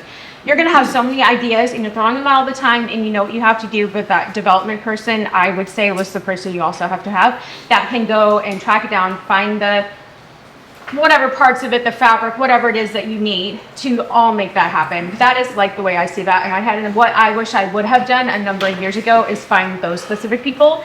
And then along with that, this is such just a community organic thing that I don't even know that you have. Like, I would probably have done this like with no ads whatsoever. I would have just literally built a community because these are the people that are going to sit there at home and talk about it. I would have made Facebook groups, sit there and let them talk about it. I would have challenges every month for stuff. There is no other better. You, when you are a woman, signed up for a freaking subscription plan to have a period every month. This has to be a subscription plan. Like, this has to be a subscription plan because you're already on a subscription, like whether or not you want it. So I'm like, this is a subscription. I'm like, that, like every month, all of those other products, so you don't have to get too overwhelmed. Every month, you're going to need every one of these products. And so you're just on a subscription plan all the time of all these different products coming to your house because you're going to have a period no matter what you want to have a period or not. Or you're going to have all of these things. So this is the most perfect subscription plan I've ever seen in my entire life. So it is like literally a subscription plan for all of these all the time. And then influencers and the referral program of everybody on here telling their friends about how amazing it is what is, I just think that is the whole way that has to be developed and grown. And you will need someone to help you do that. But you're going to have the ideas for that. And so that's where you just slowly get these people in place, but you take away the one you hate the most, the first. Like, get someone to do the financial stuff. You stay the face of it. Most people are always going to tell you, get someone else to be the face, get someone else to be whatever, because you, like, my problem is I am tied to my business so much that I am such the face of my business that it becomes to where you almost can't sell that because you are the face of it. But you are also the one that's going to drive that content, and nobody that we have ever hired in 20 years can make as good a content as I can because I'm the most passionate about it. I can train them, but the affiliates, and I can help them be successful because I want them to make money as well. And when you start looking at this and you're like, wait, there's women that are at home struggling with endometriosis, but they can sell this product that's changing their life and they can make money at home. And all of a sudden you get really passionate about that and you're like, that's what, so you're going to make the content and keep doing the content. But you have to be able to train them to also understand it and make it, especially this kind of product, because they have to say the right thing. So a little bit about that. No problem saying it. The subscription thing. Also, how great would it be? This is so off. I'm totally screwing your whole thing up. I'm so sorry. But like, I was like, this has to be something where every month they buy something new for it. So when you get the removable covers, like every month there's a new cover. It's a subscription. Every month there's the Valentine's or there's this or whatever. Or there's like famous women and whatever. Famous women artists. You're launching a collaboration with whatever artist, whatever woman. Or sports figures. All the women that struggle, because the one track runner really suffers. She talks about it a lot. Have, you know, her edition of whatever, and these are collabs. And the people, your customers that are this age doing this, they're used to those drops. They're used to collabs. They're used to whatever. And that gets them really excited about it. And then you just partner with all these amazing arty women that are just well known, whatever it is they do. And this is their specific, you know, cover for whatever that's washable, reusable, and people want to collect them. And when they want to collect something, they're going to fight over it and they're going to purchase it there. And then, you know, proceeds, a portion of the proceeds go back to whatever they can do, so you can keep your mission going on that. I'm sure I'm not sure I'm over time at this point. I just like to talk to you. It's so exciting and there's something so fun. Okay. Right. Paul. The lawyer has to He's like, I would like scratch your Clever you. What did you say? Scratch the records. Miss Bray, if you will. What I agree with everything you said, especially about the delegation. I think you have a problem where like you're worrying about shit you just don't even worry about. Like that, like who cares? Just hire a finance guy. We'll figure out your compliance issues. Like just delegate. Stop. But you do need one thing to do that. You're going to need money. And I just saw you turn down an investor and opt instead to raid your 401k, which I don't really understand the logic of that. Sarah Blakely did it like that. Was that? Sarah Blakely, she tried. Well, that worked for her. I mean, it's not to say that that's. But did she have a room full of investors? Did she have Kevin? Like Jesse. Jesse? Of course. I'm just kidding. Yeah. I mean, did she have the think tank and investors? Yeah, you know what I mean? I Like see. you're Yeah. already a step ahead. You just need money, and you need to throw money at the problems of the back end stuff and focus on the front end. Honestly, that's the biggest thing. Your taxes. I mean, Oregon's got a stupid value-added tax. It's not going to be an issue because it's only going to impact your Oregon sales. So it's really not going to matter because that's not going to be a lot for a while. It's Okay. Exactly. Why did he tell you this stuff? See the point? I just made my own point. Why would he want Well, to talk just about because this it stuff? builds up and it creates anxiety, and then I don't know what I don't know. Understood. Marketing is my biggest thing. It's kind of bullshit that you can't say endometriosis. Could you donate $1 to the Endometriosis Research Awareness Foundation and put that right on the fucking package, right there, and just be like, I'm Kate, and I don't. Fuck with that. There's no cure for endometriosis. There's no treatment. Yeah. But a shitload of doctors recommend heating pads. Yep. I have a heating pad, and I want to cure this disease. I'm just cursing because that's the vibe. Please do. Yeah, No, keep going. So for every person who buys it, I'm going to donate $1 to not FU, FE, fucking endometriosis. Yeah. You know what I mean? Like just that kind of rebellious, and fuck the government for not realizing that this is obvious. Yeah. Not letting us talk about this disease because there's so much great content in the story there. You don't almost need to make the claims. You can just do it a different way, and we can dance around it a little bit, and then really what you need is just the registration. That's easy. You need what? The registration, just register the device. But you don't have to do the whole 510K. We don't have to go and provide research and say it treats endometriosis. We can really just dance around that part of it Okay. by saying things like, I'm going to donate to the Endometriosis Foundation. Okay. And I have this story. When I had endometriosis, this helped me. Okay. I don't know if it's supposed to cure. I don't think it is. I'm not allowed to say it, but it helped me. Doctors recommend it. But so there's a way to do this dance, but you're going to need some compliance help. And that's just something you should just throw money at. Just say, here, let's go. I have a great person in Florida who's like, she's awesome. Her name's Felicia. She's one of the best law firms in Florida. She's great with compliance and all the FDA nuances, and I'd be happy to introduce you. And I just used to throw money at her and make it go away, make the problem work. Tell me how to Throw the money. Yeah. Do you have more money? But there's two investors behind me, and I just proved that there's a room full of people who are willing to invest. Tiffany's willing to invest. Why are we turning it down? Money is what we need. I'm overwhelmed, Paul. All right. I I object. All right, That's all she wrote. James. Okay, so I've got three main things.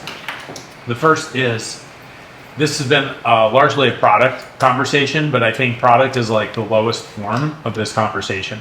I think there's product, there's brand, and then there's cause. And the cause, the cause, What is it right? called? Like you have a cause that you're passionate about, and I think that's what everybody's picking up on, right? Yeah. If you weren't passionate about this cause, then it would just be a product, Yeah. right? And you could be anybody doing anything, and it would just be like, okay, that's kind of cool. But the fact that you have this cause, I think, is the thing that you have to really understand. That's what this is. Mm-hmm. And that cause is what's going to pull everybody into it, right? The reason that everybody raise their hands because they want to invest money is because the cause that you're championing and what you're actually doing for that. The product is cool and it's awesome from a business perspective that you have utility patents and all of those things, but I think it's really important that you see your role as the main evangelist for this cause. And then it will be easier whether you want to find other companies that are tackling the same problem. You're the leader of the cause, you can acquire those companies, right? You're the leader of the cause and you say, hey, we need more capital to keep pushing this cause forward, and it becomes easier to do those things. And so I think that just that kind of thinking and reframe that you're starting a movement, and it's It's a revolution. okay, Revolution. great, revolution, I like it.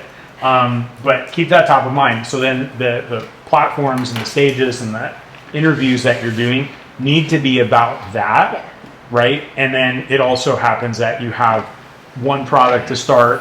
You're gonna have multiple products that help people on their journey with the cause that you're championing. I see what you're saying. Okay. Right? And people will throw a lot more money at a cause than they will a product or anything like that. There's I'll have to remember the name of the book, but there's books on building cult movements, right? There's a formula for building a cult movement. I think one of the books is called True Believer. And in any case, that's what you want to be able to do. You want to build a positive cult, right? An inclusive That's cult. the problem, yeah. Yeah, and so I think you should definitely study that, Okay. because that will 10x the velocity that I think this can have. Tiffany did a great, I was gonna say the washable covers. For me, that's like a no-brainer. Yeah. It shouldn't be that I have to buy a base unit every time I want a new design. Yeah. It should be there's like a base unit, and then I could be, oh my God, there's a limited edition washable cover that I could get, or I could buy as a gift or whatever. So I think a slight pivot, you know, when the time comes for that would be a really great idea. Piggybacking on what Paul was saying, I think the biggest limiting factor in this business is capital. No, it's not you, it's capital. You think it's you, but it's only you because you don't have the capital to do what you need. And it's not actually a limiting factor. Like in a room like this, you probably could raise like multiple millions of dollars like before you leave this weekend. Like I wouldn't be surprised if that were possible. And I'm glad that you are working with Scott. But you know, no offense to the incoming C-level team, but I don't think that I would do that deal. I would acquire the capital, and then I would figure out how to do a different deal. Based on, I think you said they were like investing 25K or something. 50. Okay, well, basically the same. You know, that gets you like one shipment of product. Like that's not a lot of fucking product. You know what I'm saying? Like that's ridiculous. Like when you have people who are like, hey, we're gonna pour money into this thing, I don't know why you would step over dollars to We take could a start an penny. auction, right? I'm just kidding. You absolutely could. I'm sure somebody would be happy to broker that and take commission. Oh, okay. I'll do it. All right, fine. I'll do it. So I think having the broader conversation about, look, you want to move fast. This has huge potential. You're starting a movement in this space. You can get capital to fund the back of the office, like all the bullshit that you don't want to do. And I think you could have that happen very quickly.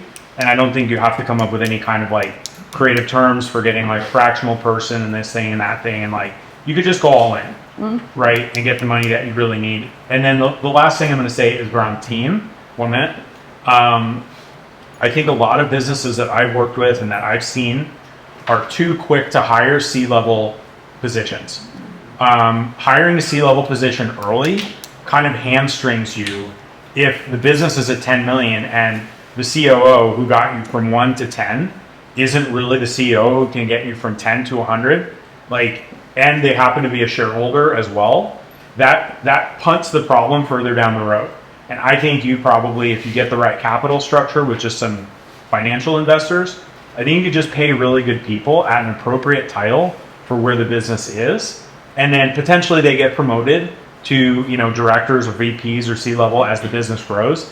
But you leave the opportunity to like bring in a world-class COO. Do you think I didn't find one? I don't know. I don't know who you have yet because I didn't talk to them.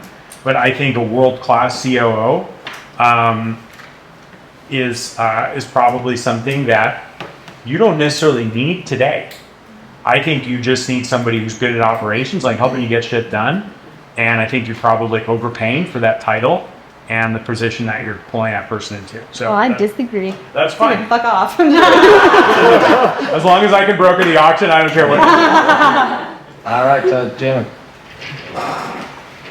One thing that you've done a great job of is understanding your unique skill set and understanding what is not your unique skill set.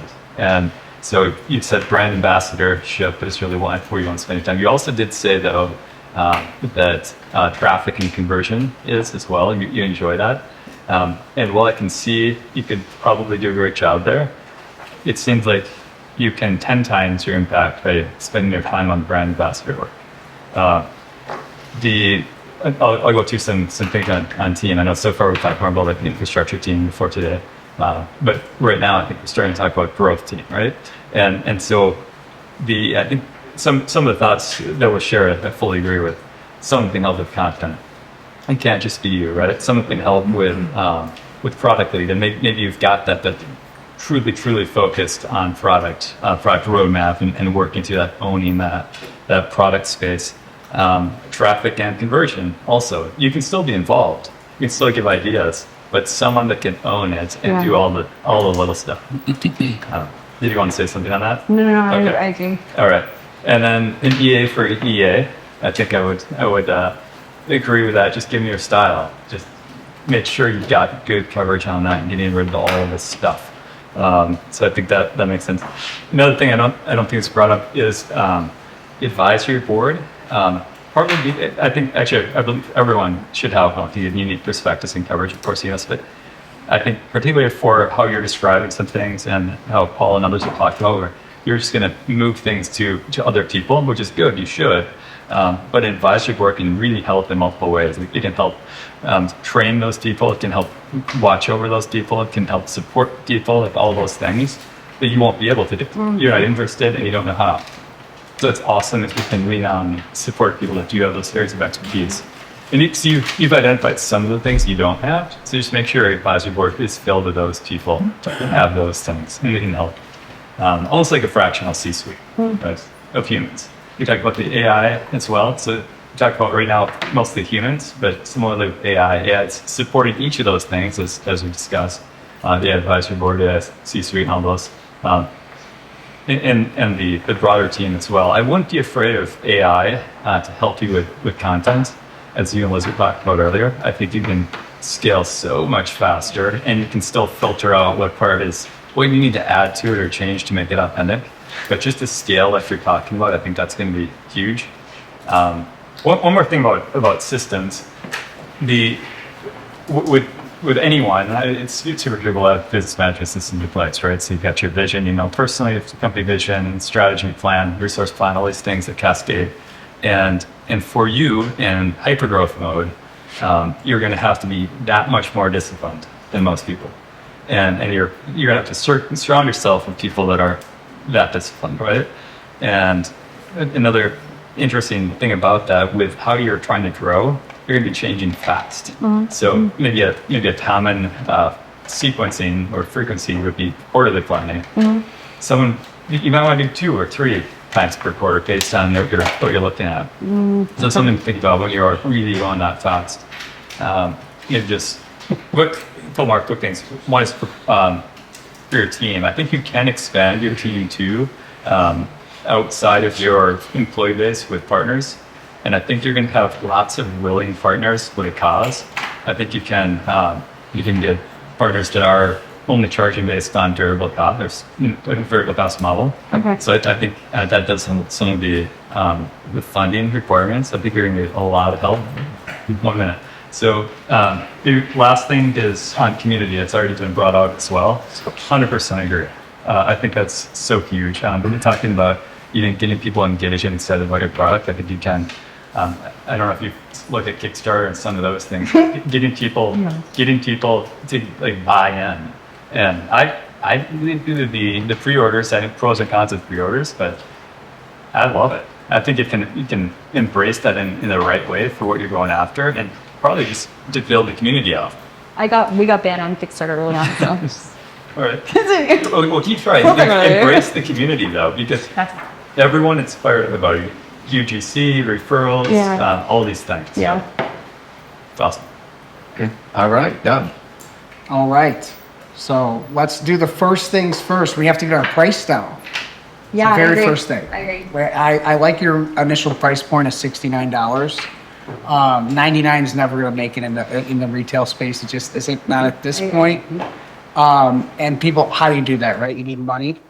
One of the things that we see a lot of is people go out and spend, $200,000 on ad spend, over a 12-month period, but they won't spend $150,000 and say $50,000 on a retail sales team that can potentially bring you a large volume order. And that's one of the ways that, you'll be able to bring down cost, including all the other good ideas for online. But a lot of people just skip that notion that one PO, one $600,000-$700,000 PO they can get, takes that product cost all the way down, and you can do some kind of variable, but you have to figure out what manufacturer you're working with. Something that we could skew, we start at 27, we can get down to 17 based on volumes that are, ordered. But that'd be the first thing. That way you can bring it to the market a lot cheaper. I think 99 is good now. You have the pre-orders, but when you start really getting into mass market, you have to go down to 69. Second thing is, I think you're doing great with the community. And if you're going to go into retail, go into a local pharmacy play first. We're working with another women's menstrual cup. People don't talk about it. All the online stuff that everybody's talking about is good. When we go into local pharmacies and talk about the women's menstrual cup, it flies. You have about 8 to 12,000 independent pharmacies, and talking to those people locally, building the brand from a true community standpoint. We're not talking about CVS, Walgreens, those places. Building the community from all these little mom and pop shops, 60, 70, 25 chain pharmacy stores. Because you have a product for a solution that is a patent that can't be replicated. So you have something that people don't go to Target, Publix, Costco. They don't go there to talk about these issues. They go to the pharmacy, right? Or they go online or digitally. So that's where I would focus in retail first. That'd be the second thing. And the third thing. Can you talk about the financing side of that, how that works?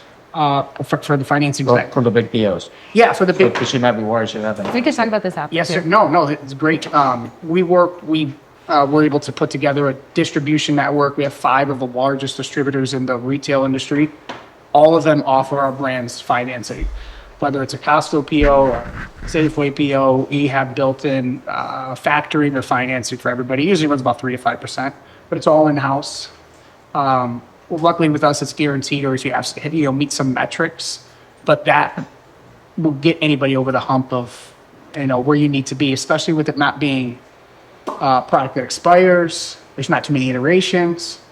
You can order a bunch of this stuff. It just takes one large PO, but to build that, to get to that big PO, it's going to take 6 to 8 months. It's going to take hitting the local pharmacy and really just building the story and keep doing what you're doing. The other thing I would do is I would tone down the colors, right? Fuck off. No way. I would tone them down, right? No way. I would put more of a Neutrals. Beige. Neutrals, yeah, neutrals. I would do more neutrals, right? Just because of the experience that we've had with a product. People don't talk about it. We're changing the color from a purple on this product to clear. Oh, interesting. It's just, we do about $9 million. It's, you guys can look it up. It's a #1 bestseller on Amazon. So we do have some research. It's one of the 2 products. People don't talk about it. They don't talk about it. We have a lot. That's one of our most requested changes is neutrals. Yeah. Yeah. And sizing. Yeah. So did you tell them all fuck off too? Girl. Are you ready for another one? Are you ready for one more big F off? Yeah, go for it. Let's see. You need a more aggressive, audacious, bold name. You need something that stands out. I know my wife would benefit from this. I had no idea what it was. But now I do. How do we change red blue leaf to period panties? Sorry if I'm going. How does it? Red. It would just be red. But I hear what you're saying. I just like that it has the benefit in the name. I get the benefit of the name, but I'm just thinking a way to speak to the generic customer, right? Or to be bold, like it matches your attitude, it matches the brand. Like how do you tell everybody in the room what this is without you being here? Red relief, Yeah. or period panties? Which one are you picking up? Again, the bad thing, I wrote it down. I said do not say, but I said Do it. Say it. Yeah. No, period panties. That's bad? No, that's not bad. No. But what's getting picked more? If you have the same exact package, the same, But that implies a different benefit, I think. You can't bleed on that. Yeah, you can't bleed on it. Or you shouldn't, or you should at least try to wash it off. It's not panties to catch the blood. Yes. I think he's right though on both. He's not saying that's the name. Stick Yeah. with these saying, I think about a name. The name is shit, so. With the color too, your phone's hard to tell. Yeah. It's like something. So those would be, yeah. I need a graphic designer.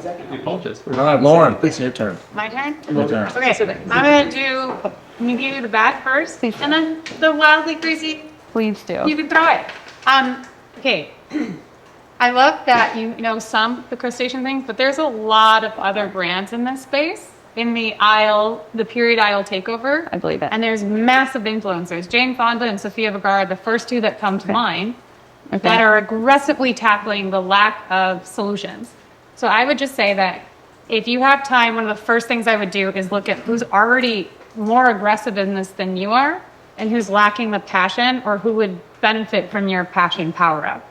Like I would hijack their credibility and help fight their cause because they might be more tired.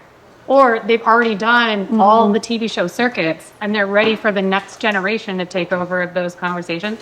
But I would say that there are a lot more people fighting for the period aisle space, and they'll start with aisle, AISLE. They're a Canadian-based company, and they are like putting pop-ups in a lot of the stores that he probably has some PO relationships with. So that would just be an opportunity to do more. The other thing is, like you said, your biggest fear was like FOMO. I think echoing what a lot of them is saying, I think you're actually more afraid of giving up money on your exit than you are on taking money today. So I think that maybe you're afraid of taking more money because you're afraid of giving away more equity because you believe so strongly in the possibility, which is amazing. I would just say that 90% of $100 million in 5 years is bigger than 95% of $2 million. So that just be the echoing that. Can I clarify? Yes. I just want a boat and an app. Okay. Those are my I only can give two you a outcomes. pink boat. If you come to Orlando, a pink boat. That's what I'm saying. You just Like, have to- it's not the valuation. Yeah. It's that I want to do it right, and this is my first time, and I'm just and I'm not disagreeing with what you're you're allowed saying, to. but like, thank you for holding space for me so much. But I just I hear what you're saying. Okay. Yeah.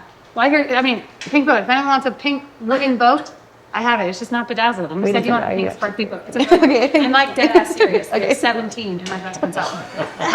He built them with his son, and he's like trying to desperately get rid of them because he never launched that brand. His wife would appreciate it. If anyone wants a wooden boat. Okay. The other thing is, I agree on the price being too high, as they've echoed. I think that people that are having an underfunded, under-researched symptom of one of those diseases are not going to be able to afford a $99 heating pad. If your product is medically prescribed, an immediate tactical thing is I can make it. FSA eligible right now. Yeah. Not prescribed, medically recommended. My friend Rex has a solution. I will make the introduction. Rex Campbell, he's out of Utah. He has so immediate tactical. You can get it. So on your Shopify store, it's an app, and they can apply HSA savings. Awesome. So at the end of the year, no one has to pay the $99. They can just pull it from their FSA, HSA, those things. So then it's just free for them. Okay. Of using the money that they're going to use it or lose it. But I would say if there's a possibility, get it back down to 69, but have the option to buy two. 69 is for themselves, 99 is a second one, but it goes to EndoFund, which is the biggest funded endometriosis foundation. That's It's not like mesothelioma. That one's worse. So in that capacity, if you were to go back down and you keep the 99, if there was a way that you can say like, hey, this goes towards a young mother or whatever in the endo fund. So those would be the price is too high. I think you're afraid of losing money later, but come on your boat. On a boat. It's a big boat. Great. I'm on it with you. Okay. Okay. No, it's literally. I'll jump in with you. And then the other ones, I think that they're brands you can know. The last thing is, I mean, style-wise, I would rather the neutral one, but my biggest thing is it's not portable. Right. I do not want to stay attached to a wall, and there's no fucking extension cord next to the bed in a hotel. Yeah. Not your fault. But, like, I can't wear it and be comfortable. So it's not. Okay. Switching to other things. Yeah, 1 minute. Great. SheMedia.com, SHEmedia.com/South by Southwest-2025. They have a stage in Austin here where all they talk about is women's health. If you go on the page, Sophia Bush and 15 gynecologists that are talking about women's vaginas and the most underfunded stuff. That's in Austin. Just get on that stage. There's intimacy products. There's all sorts of stuff. You want to go on a stage, that's it. Just apply. That'd be the first thing I would do. Second, say that again. SheMedia.com. SHEmedia.com/SXSW-2025. South by Southwest is what. Yeah, they have a stage dedicated to women's March. health, It's in and March. I've never met louder people. They make you look like a monkey. Yeah. Like you're a chimp compared to their like. There's no fucking funding. They are more aggressive and they're connected to lobbyists. Okay. And they're also representing much bigger brands and platforms. Like the Ellen DeGeneres show people were there, like all this stuff. Oh wow. Okay.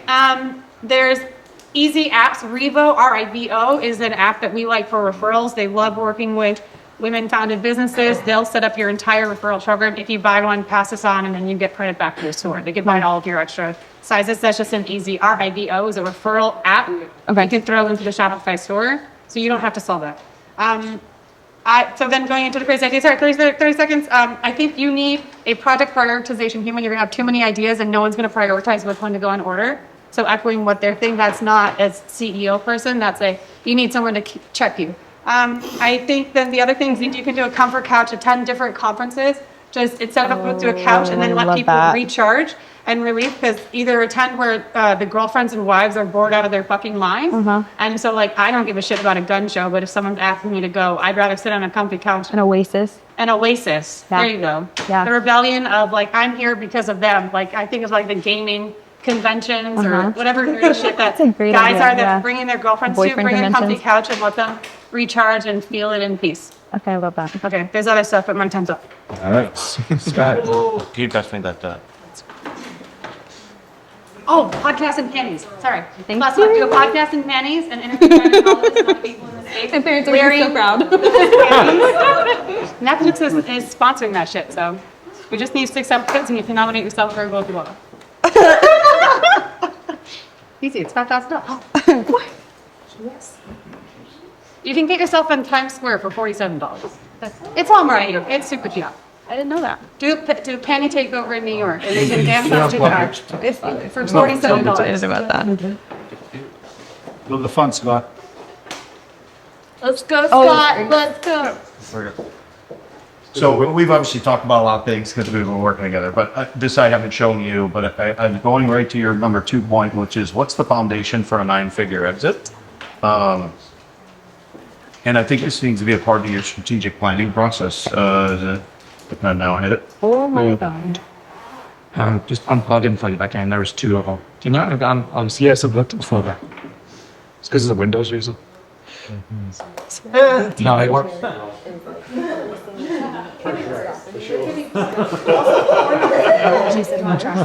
can do shit all the time. It's well deserved. All the fucking floor and like the taboo. Oh my gosh. Yeah. Okay, you have to talk. We need to give it mine. Oh god. So excited. More vaginal points. Seriously, period. Well, I'm sick of this shit. we'll go get Josh. You good? Yeah. Go to Josh. Somebody else. Yeah, sure. All right. Like what James talked about, love what everybody has talked about, by the way. Fantastic input. You do have a massive movement behind you, right? And a rebellion that you're talking about. And everybody can see that. Love what Lauren talked about. You had some fantastic recommendations. Obviously, you know the space and love that energy.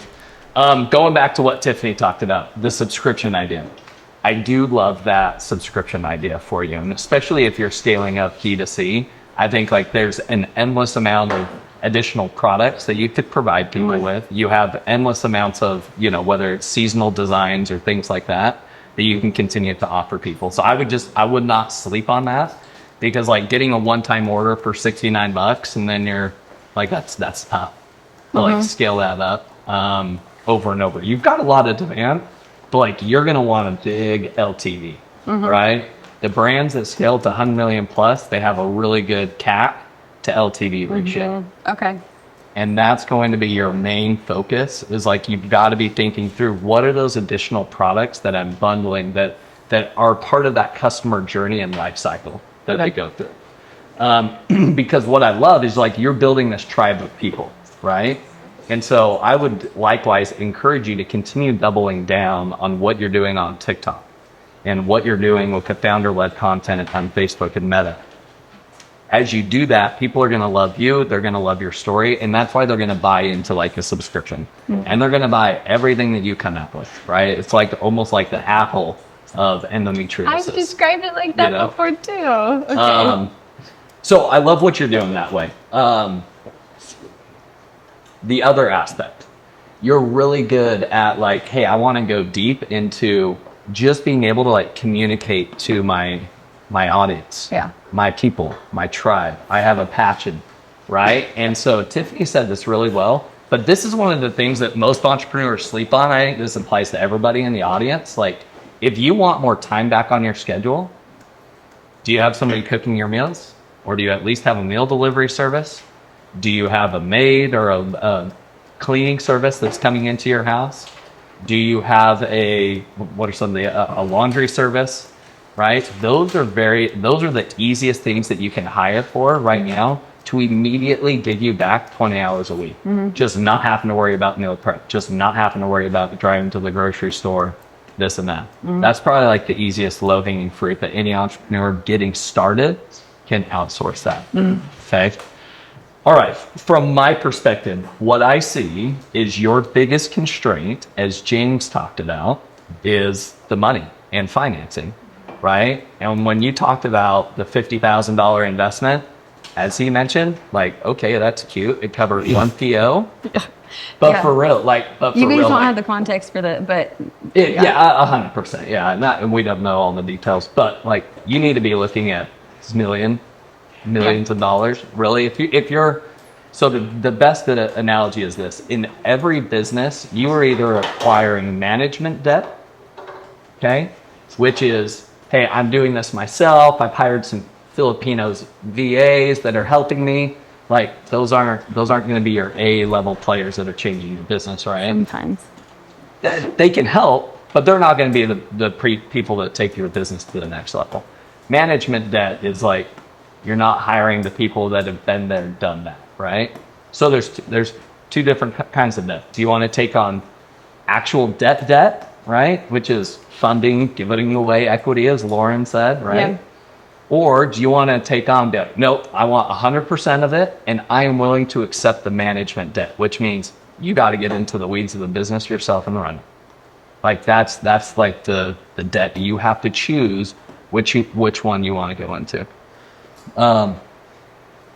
My final thing I would say is, as it relates to the constraint, right? Yes, it'd be great to have $1 million investment. I truly believe, like, you can be having units just move very quickly, right? And Doug has all the connections you need getting into retail, right? And it's like, go, but your constraint is that capital.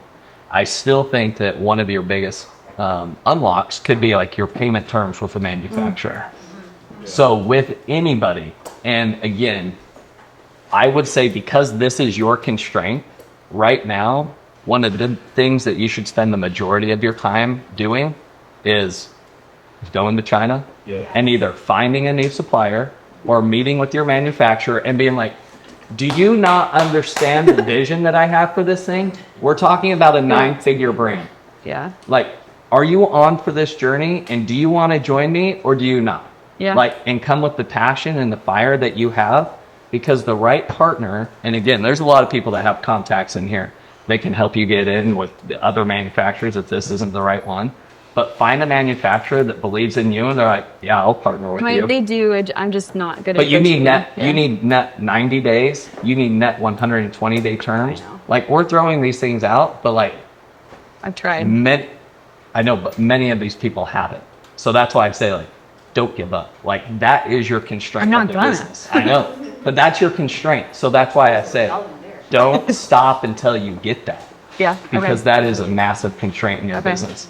Because you, especially since you're pre-selling it, you genuinely could already have money in your bank account before you have ever paid for that invoice.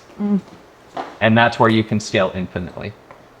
But right now you can't scale infinitely because it's like, I need 400K tomorrow before I can even sell the rest of this. I think that's your biggest constraint. Okay. So go visit your manufacturer, and if they're not willing to budge, go find a new manufacturer. Okay. And you keep doing it, and you doing it, and you do it until something breaks. But you can find the right partner. They are, as you look at like an investor, that's one thing. They can be a partner, but I think the most important partner that you can have in your business is your manufacturer that believes in you. Yeah. Period. Period. Oh, good, thank you. I know I was joking about the Mac. I tried on the Mac, but it'll work. You had a specific question, which was a key pain point is laying the foundation for future 9-figure exits. So that's what we do. So I wanted to show you, this should become a part of your strategic planning. A lot of the things that people are talking about here are starting from next week, next month forward, and that's critical. I want to go from the opposite end. What is that buyer going to pay you 9 figures from? Okay, and if they're going to buy you for 100 million or 75 million or whatever, they're going to have to believe that they can make 3 to 4 times their money on that investment. So you're actually, if you're trying to exit for 100, you're trying to build a story towards a $500 million brand. And I want you to kind of think about what is the lens of that person going to be to think about. And if you work backward from that, because that's what you asked, how do I start there and then work backward from that? So there's sort of 6 pillars that I would focus you on. And in order to be sellable, I know not everybody's going to be able to see this, you're going to have to be profitable. You're going to have to be repeatable, scalable, diversifiable, and defensible. And you're going to need all of those in order for a PE or a strategic buyer to go, okay, the flywheel keeps on running after I own you. So when I think about your business on the sellable side, you've heard from this room, you've got the compelling story.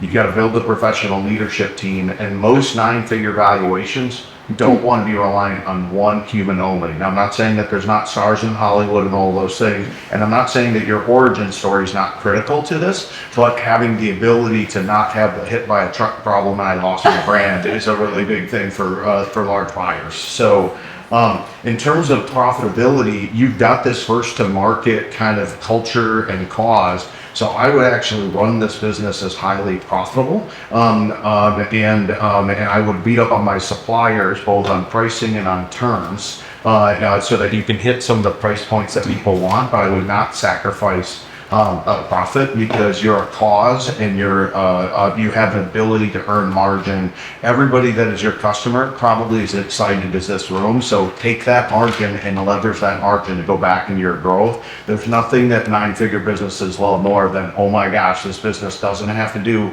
500 million in revenue to make 5 million. It makes a really great margin and we'll pay you a premium for it.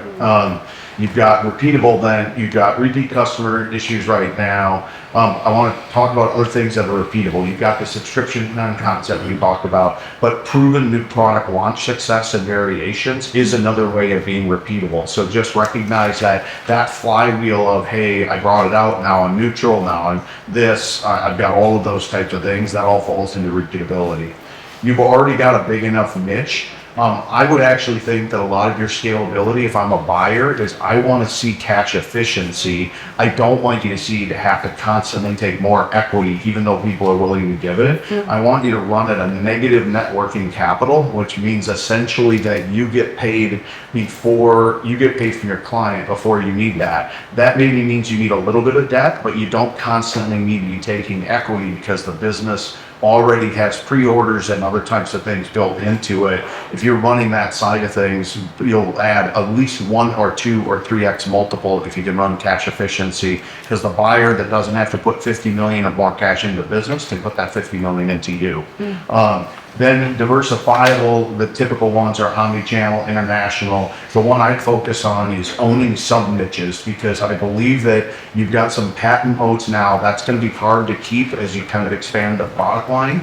A huge moat is going to be whatever you land on for the long-term brand. Defensible is going to be your supplier advantages that you get through this scalability that Josh was talking about. But if you can own various sub-niches and categories and different types of positioning, that becomes a defensible subculture within the bigger culture of women that then you own. So essentially, if you work backward and always have these things in your mind as when you're building your plan, then you kind of are now not pointing toward just growth or community or those types of things. You're pointing toward valuation and working backward. And so I won't spend any other time on the other things, but their private equity does this all the time. They have a 5-step process for how they're going to exit. You repeat that particular process, and it's basically you're at here. And what is your plan towards that exit? And the key point to focus on is a lot of people focus on growing the business, but not growing the multiple. And that'd be the kind of key takeaway, is to start ranking your initiatives by which ones have the biggest impact on my multiple, not just on my overall valuation. So things like on a cause, not just a product company, sub-niche ownership, some of these things, cash efficiency, these things will drive a buyer crazy as it relates to valuation, compared to just running on growing at 50% a year and I'm always constantly starved for cash. Everybody understands that that you need cash right now. The key isn't that you don't need cash right now. The key is building a company that doesn't always need more cash. So I would start from this pillar and I would work my way backward, but you've got a lot of the building blocks in place for my figure evolution. So great stuff. Awesome. All right, we'll close out with that. Dan. Can I jump over there? Yeah, let's go ahead and jump over it.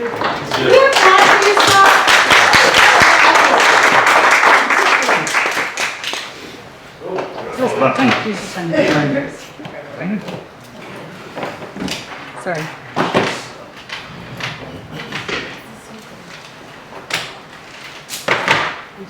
Okay. I've got a lot of shit for you. Great. Let's go see it. Come on. Did this go up?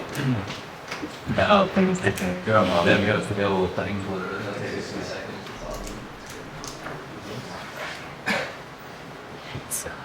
Anticipation burst. It's better than stuff. Dangerous. No pressure.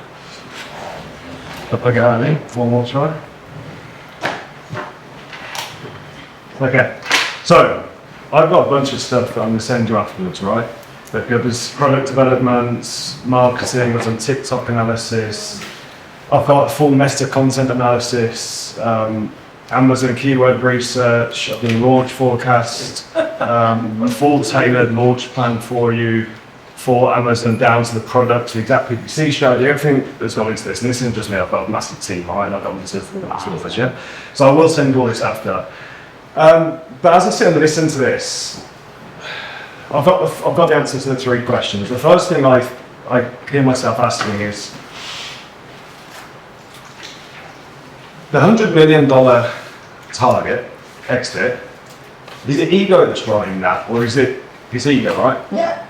Because who gives a fuck about, like, you're going to be fine with 25 when you're going to be fine with 30 when you're going to be, like, having made money. It's a bucket list. Yeah, it's a bucket list. I used to have those sort of thoughts. I used to think, oh, I'm going to build a $1 billion company. And I went through 3 years of shit, and then you suddenly realise that it's all just ego. And the reason I mention that is it changes some of the decisions you make early on. Like, I'd argue, you're never going to get to that valuation with your current passion in the niche of the product you're in. You're too connected to this hippie branding. You objected to the more nude and neutral colouring that's going to hit the masses, that's going to be able to hit that sort of volume. So you've got to really start thinking, like, is that what I really want? Or is that just my ego talking about a lot? Or is it a North Star I'm working towards? And if I get there, cool. But I think you've got to think, like, what is it I really want? Because it will affect the decisions you make today. And you don't want to make the wrong decisions based on some bullshit goal you don't actually care about. So I think that's super, super important. In the decision making that I heard you were here last year. It's amazing, right? What did you hear? No, I heard like you were here last year. Yeah, I heard you were one of the hot seat. Yeah, one of the hot seat. Here's your guest and you talk about this concept. Fucking good job for getting this far in 12 months. Yeah. You've done a really good job getting the product. But I would argue you're not moving fast enough, you're not serious about it. And you focus on the wrong things. You're trying to trigger me right now, aren't you? Yeah, there's materiality to the decisions in business, and where we decide to spend our time ultimately determines the level of success and how quickly we achieve it. Most people are busy being busy. They spend their time on the wrong things because they're not the material things to business. James, I thought, I'm sure you're amazing, but 50 grand's a fucking joke. Like, I proposed it, so. Yeah, and so what these guys about, I'm glad they said it. Now, if they're bringing value to the business, because capital is the number 1 constraint, that's number 1 of 3, you identified it perfectly. One of the fastest ways to solve the capital problem is use the supplier. I hear you joined Titan recently, welcome to Titan. What I do is, I'll get you the negotiation framework, we've got backyard terms, we've got hundreds of our other sellers, multi-plus day terms. That's the fastest fix. When the tariffs hit, the answer wasn't put the prices up, the answer was get on a plane and go to China. So we sent 7 people to China and we're 0.5% up post tariffs than what we were previous on a multi-8-figure catalogue.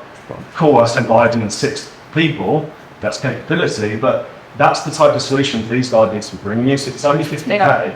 You guys need to be presenting, well, here's my China plan, here's when my tickets booked and when I'm going. That's the sort of plan. We're just all jealous of you too. I'm assuming Those are my boys, okay? No, guys, this is not personal. I'm challenging the thinking to hopefully get a better conversation. That's where you guys can focus. They're fine. The second thing I'll be looking at is, you've got a waitlist of 900 people. Why the hell aren't you focused there and cash flowing this thing from the start? You should not have a capital problem. Stop treating it as a waitlist and start treating it as a crowdfund. And even if you're not allowed on Kickstarter, fuck Kickstarter, start your own thing and treat it as a campaign. I have a whole fuck Kickstarter campaign. I've been there, I've done that. So why have you got cash in then? Why I have cash in the bank. No, how are you capital constrained if you've got that passion and that vibe for your product? Why is there not enough cash in the bank to fund $500,000 worth of orders? I don't know. That's what they're. That's the question you guys need to be asking, and that's what you need to be focusing. I know a guy in Tyson who's got tens, I think he's into hundreds of millions on the crowdfunding in $10 million blocks. Yeah. He spends 20 grand, he treats it as a launch campaign, he Yeah. starts organic, he fills it with paid, and he does 10 million, collects it before he's even fucking ordered the I product. believe it. Yeah. That's this type of product. I know. So before giving equity away, solve your cash problem by focusing on the proper launch. I don't want to. I'm tired. Yeah, well, you're not car for business then. If you're tired of selling one, you need to find Well, it. why don't you do it then? We got that You're chat. trying to trick me. Fuck off. But no, in all honesty, like you're just not even at the start line yet. You got to dig deeper. You got to move faster. You got to move with more intention. Because my biggest fear for you, and the reason I mention all this, well, I honestly believe you're one of the biggest risks. If all you have the pattern, people are coming. You don't own your real estate on Amazon. The Chinese are going to copy for because you can, yeah. You've got to move quickly with this to be the line for your brand you want to be. You need to move really quick in doing that. Yeah. Then you get down into things like investor, cash, and all that sort of stuff. But I'd say that's like third or fourth. Supplier, crowdfunding. These guys and other guys are only solving those problems so you don't have to. And making sure it's an appropriate level of compensation, and you're not giving away too much early because you'll kick yourself on the back end. Okay, so that was my first thing, cash capital. You can solve it, I just don't think you're focusing in the right area. You're not moving quick enough on it. Content, you fucking smash it on content, like really, really good job. On TikTok, I did some analysis. Only 32 pieces of content from 3,444 pieces of content have made sales. That's 1% of your content. The top three pieces of content are you. So go back, look at what works, and then go deeper and just do more of what works. Paul Mosley talks about more, better, new. Yeah. Everyone talks about new first. Go the other way. You have more on what's already working. On Meta, I actually had a friend do this. Who's one of the best in the world at it. He's in love with your brand, but effectively, you've got creative volume gap. They're all very good. You're missing a lot of circumstantial content. Most people make the mistake of going too broad in a pain point. So stuff like gym goers managing cramps mid-workout, mums juggling childcare with pain, young professionals working from home. Get really fucking specific. Use Perplexity, enable the social search on Perplexity and find out what social conversation is in Reddit and those, and then test those hooks, and for each pain point, build a founder story, and that's versus them, a reason to believe, and build a content ecosystem around that single pain point, and then replicate it. That'll solve your Meta and TikTok. I think you would be great with AEO. There's a lot of manual stuff between talks, there's ways of doing it completely automatically. I'm sorry, what are you talking about? And send optimization. You know, getting the answer to ChatGPT. Okay. So back to the 5 stages: funnel, unaware, problem aware, solution aware, product aware, most aware.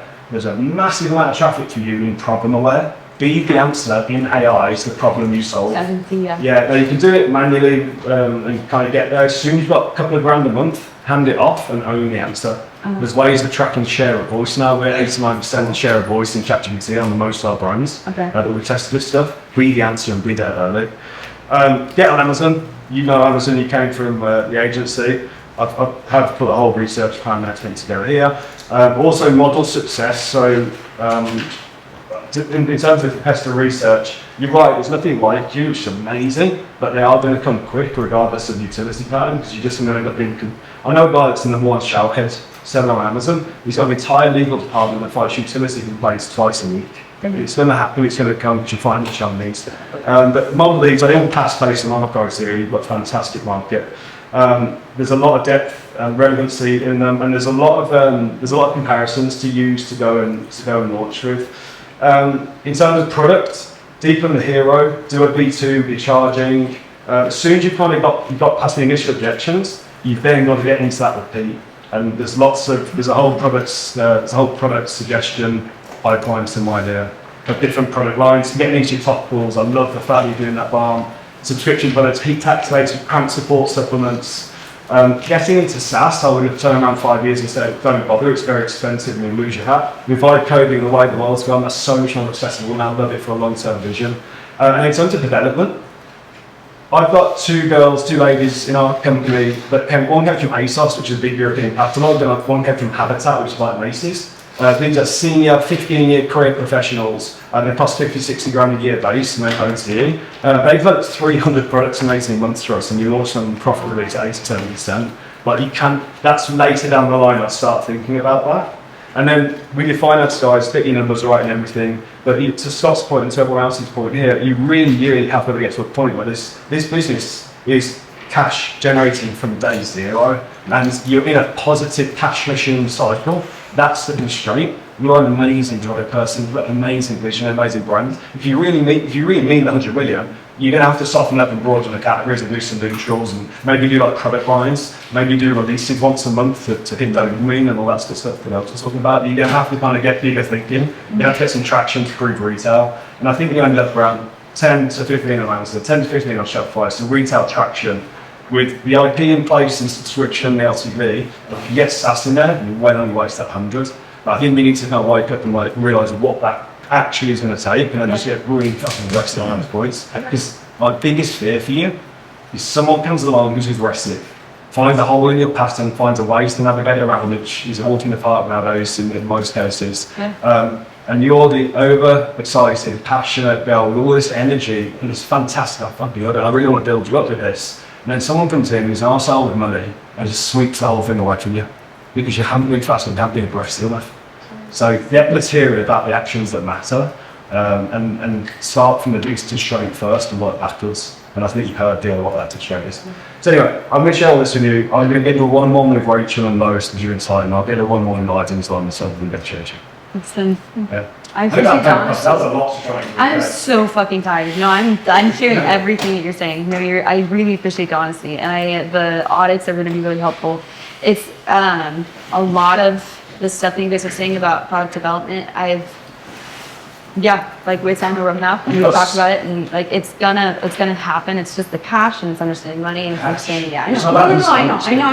It's just like I don't understand it. I don't want to have to understand it. I don't want to have to allocate any of my energy towards it. And so I want to finish on this. You've got an incredible brand, an incredible opportunity. Well, but it's a hippie brand. You said it's stupid, so. No, it's stupid. I just think the market for that is limited, and I need to look at that. But I don't think it's 100 million on any brand. And it's just maintain your energy and just get the right people around you to do this shit. Good job. Thank you. All right, so how's this been for you? Okay. I'm having so much. We could keep going. I don't know if anybody's waiting for food. No, this is great. It's been such an honor to be in this room with you guys. Like, this was such a pinch me moment, like being in the Amazon space for the time that I've been here. And I learned this from Kevin's Freedom Ticket. Actually, they're changed now, but all of my early passwords were based on Freedom Ticket content. And so this is just such a huge accomplishment. It's so, I don't even have a word for it, jarring to have it reflected back by people who I really respect. And I'm so grateful for the opportunity. So I'll be back next year for sure. What are you going to take? What are you going to take away? What are 2 or 3 things you're going to take away the most? What did you hear that resonates the most with you right now? That oh my God, that one really stuck out. I think the price. I'm so excited that you guys are saying out of the price because the accessibility is really important to me, and I understand that like there's a huge market and that is a huge barrier. I don't like putting that barrier up, and so I think that's the biggest one. The retail pharmacy thing is also interesting. I think just that placement, the HSA stuff, the app on Shopify. I actually have a Jane Fonda inspired campaign that is in works right now, so that was really validating. Deepen the hero. I like that term. CAC over LTV ratio. I think that simplifies a lot for my brain. So, the referral program and the affiliate program, there's a lot. I don't know is that good enough? Okay. Yeah. All right. Yeah. Well, let's give Kate a round of applause.